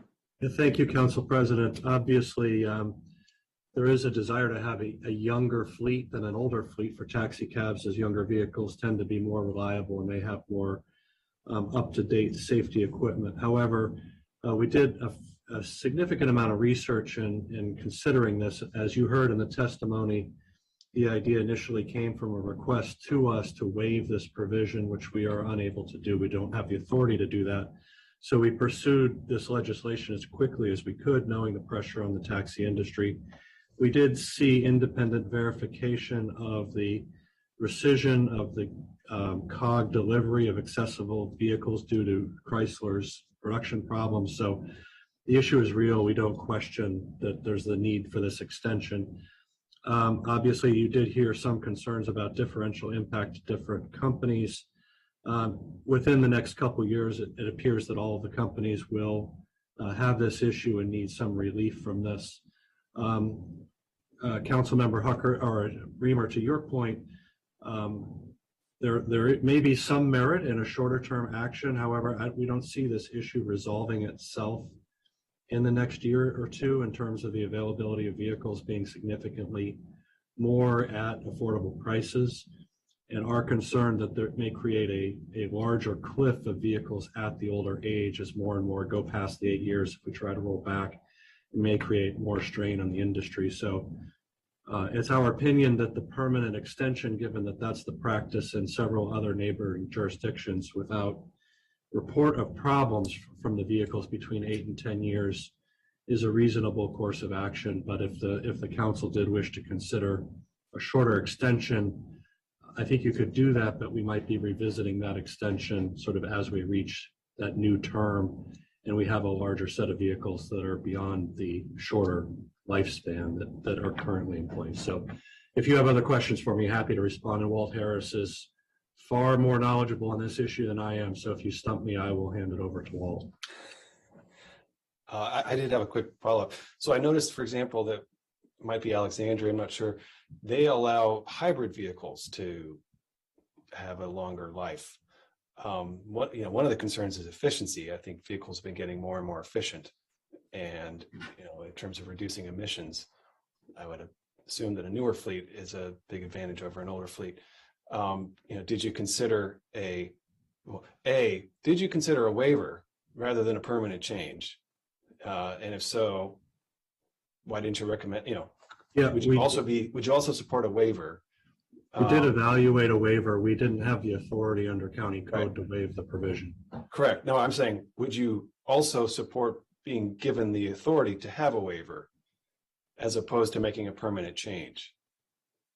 I suppose the answer to that is yes. I don't think we could get that stood up in the next 2 weeks for the first flush of vehicles that would hit that age. So if you wish to provide that as a provision, with an extension to allow the first vehicles that would be impacted by this to retain their operating status, I suppose that would be workable.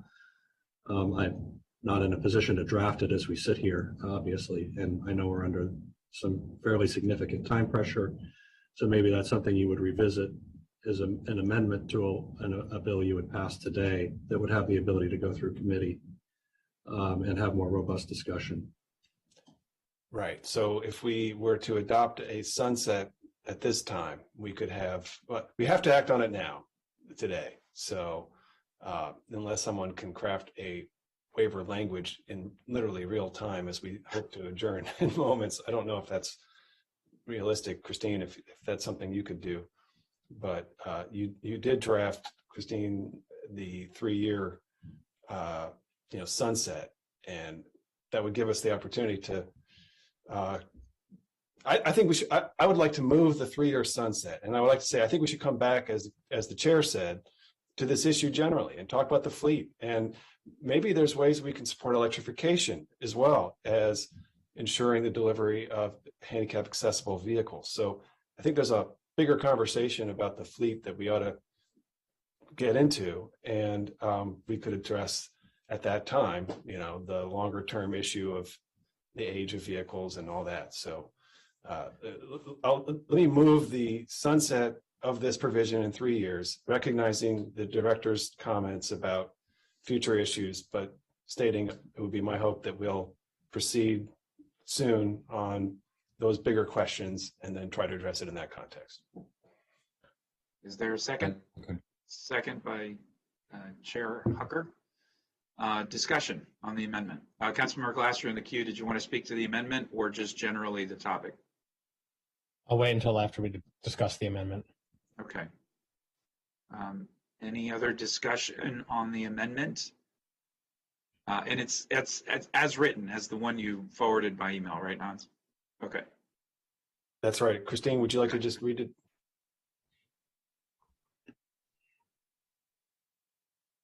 Yes, thank you, Mr. President. The amendment posed by Councilmember Reamer would read, after line 16 of the bill, you would add the following text, section 3, period. This act must sunset and must have no further force or effect on December 31st, 2024. Got it. I'll just note this does buy us some time to reevaluate this, but address the immediate needs before us. So I think it makes a lot of sense. So I will vote in favor of it. All those in favor of the motion as moved forward by Councilmember Reamer, please raise your hands. That is unanimous. Councilmember Glass. Thank you, Mr. President. I appreciate Councilmember Reamer diving deeper into this, but I especially appreciate Chair Hucker explaining how we got to this point, because I too was a little curious as to why it bypassed the T&E committee and why it is expedited in this manner. But I generally agree with the sentiments that Councilmember Reamer said, and I don't want to belabor this, but I have a question for staff. I didn't see it in the packet, and I've been trying to find it online. Do Uber or Lyft or any of these other car riding apps and services, do they have any age requirements akin to what we're talking about? Councilmember Glass, unfortunately, I'm not 100% sure. Uber and Lyft are regulated by the Public Services Commission, by the state of Maryland. So I'm not sure off the top of my head what the vehicle requirements are for that, for those TNCs. Thank you, Mr. Harris, for chiming in. I missed you on the corner of my screen. So you're correct, right? I don't believe there are any requirements. And the simple fact that those ride-sharing apps have reduced taxi cab ridership by more than 90% at their peak. We have to realize what we're talking about here, and we're talking about people's livelihoods, and we're talking about investments and small businesses that operate these systems. And so let's have eyes wide open as we're continuing this conversation, recognizing what the impacts are. But yeah, we need to make our fleet greener, more efficient, better for the user. But the big users here are not covered by this legislation or by regulation. So I look forward to this coming back to T&E and full council within the next 3 years. Thank you. Thank you, Councilmember Glass. I'll just make a quick comment here. Our taxi cab industry in particular has become critical to our developmental disability community, our aging community, and so the services that they provide have always been important, but they have really tailored a lot of their services to some of our most vulnerable populations. And so supporting them by enacting this to be able to get us through it, to be able to have a broader conversation makes sense. But we want to acknowledge their tremendous leadership in so many different ways. And so, as Ms. Wellen said, we do need a motion and a second to move this to roll call vote.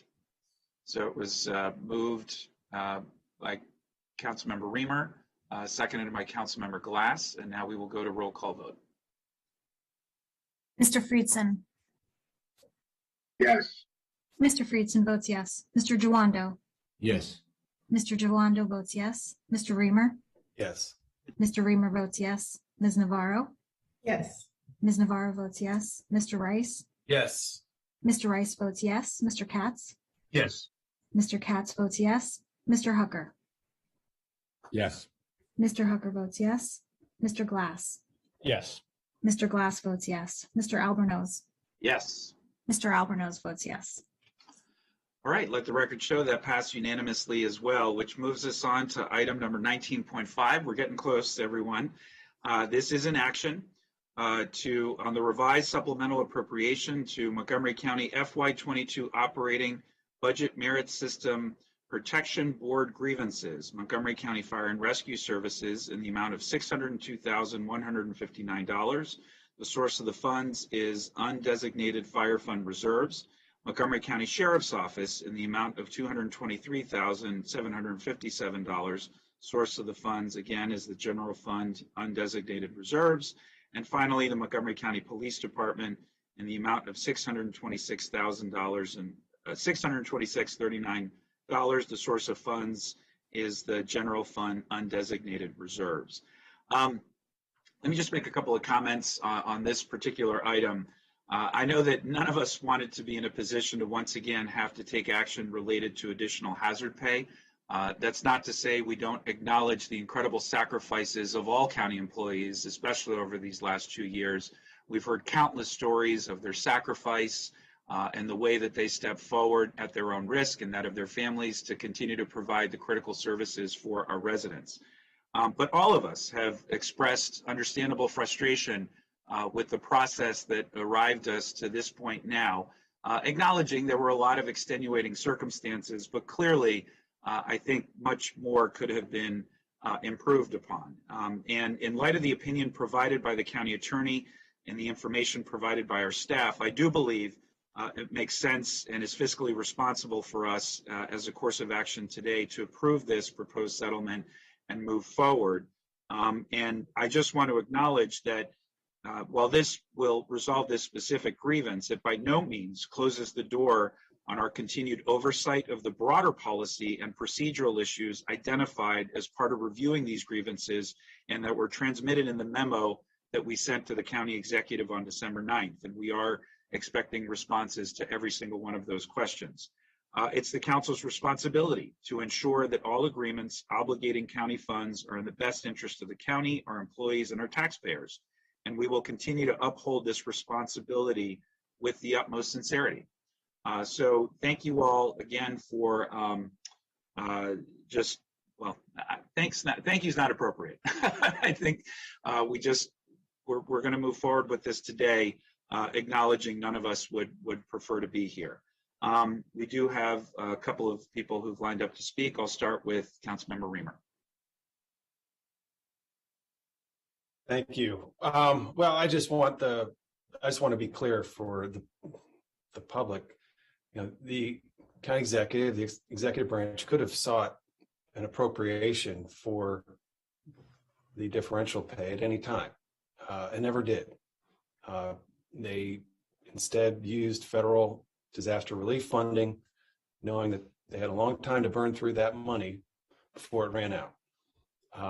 And eventually it did run out. And that's why they've come seeking the council's approval of an appropriation, because I actually agree with the plaintiffs here. If the testimony that one worker is in a firehouse and everyone else there in person is getting a differential and one is not, that's not fair. But the whole arrangement exceeded what was needed, what was appropriate, what other jurisdictions did. And had the executive sought council approval, we could have come up with a better solution, compensated employees fairly while being responsible and also funding priorities that the community needed, like small business relief and rental assistance and other critical issues. So, I don't know that there's really any choice but to support this appropriation. But again, it's a reflection that the executive branch came to us now after it's over, seeking approval, and chose not to do so when it actually really could have made a difference, at the beginning or in the middle or even along the way at any point, which of course is very frustrating. Thank you. Thank you, Councilmember Reamer. I don't see any of my other colleagues have requested to speak. Can I get a motion to move this action forward? So moved by Council Vice President Glass. Second by Councilmember Katz. All those in favor, please raise your hands. And that is unanimous. All right. Thank you all very much. And thank you, Mr. Madaleno, for joining us. I'm sure enjoy the rest of your day. We will now move on to the consent calendar.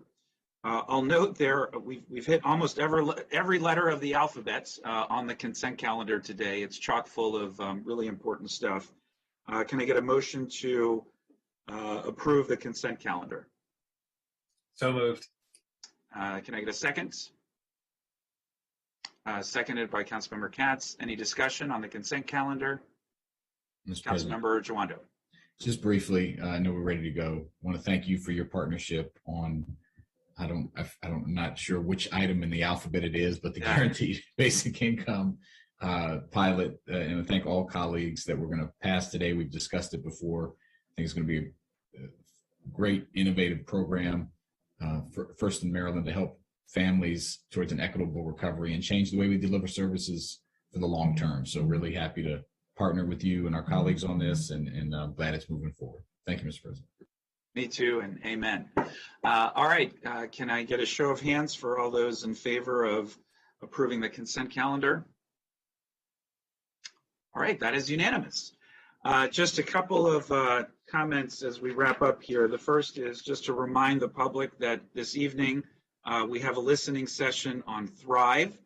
You can go to the council's website to find out where to observe or watch the session this evening.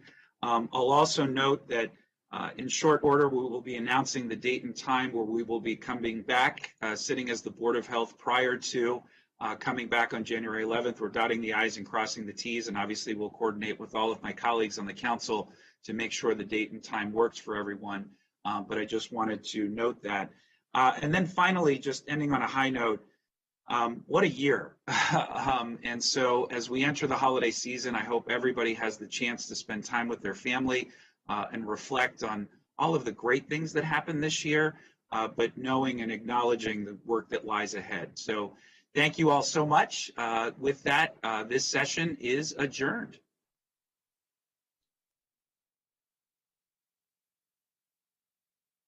And we need to find that sacred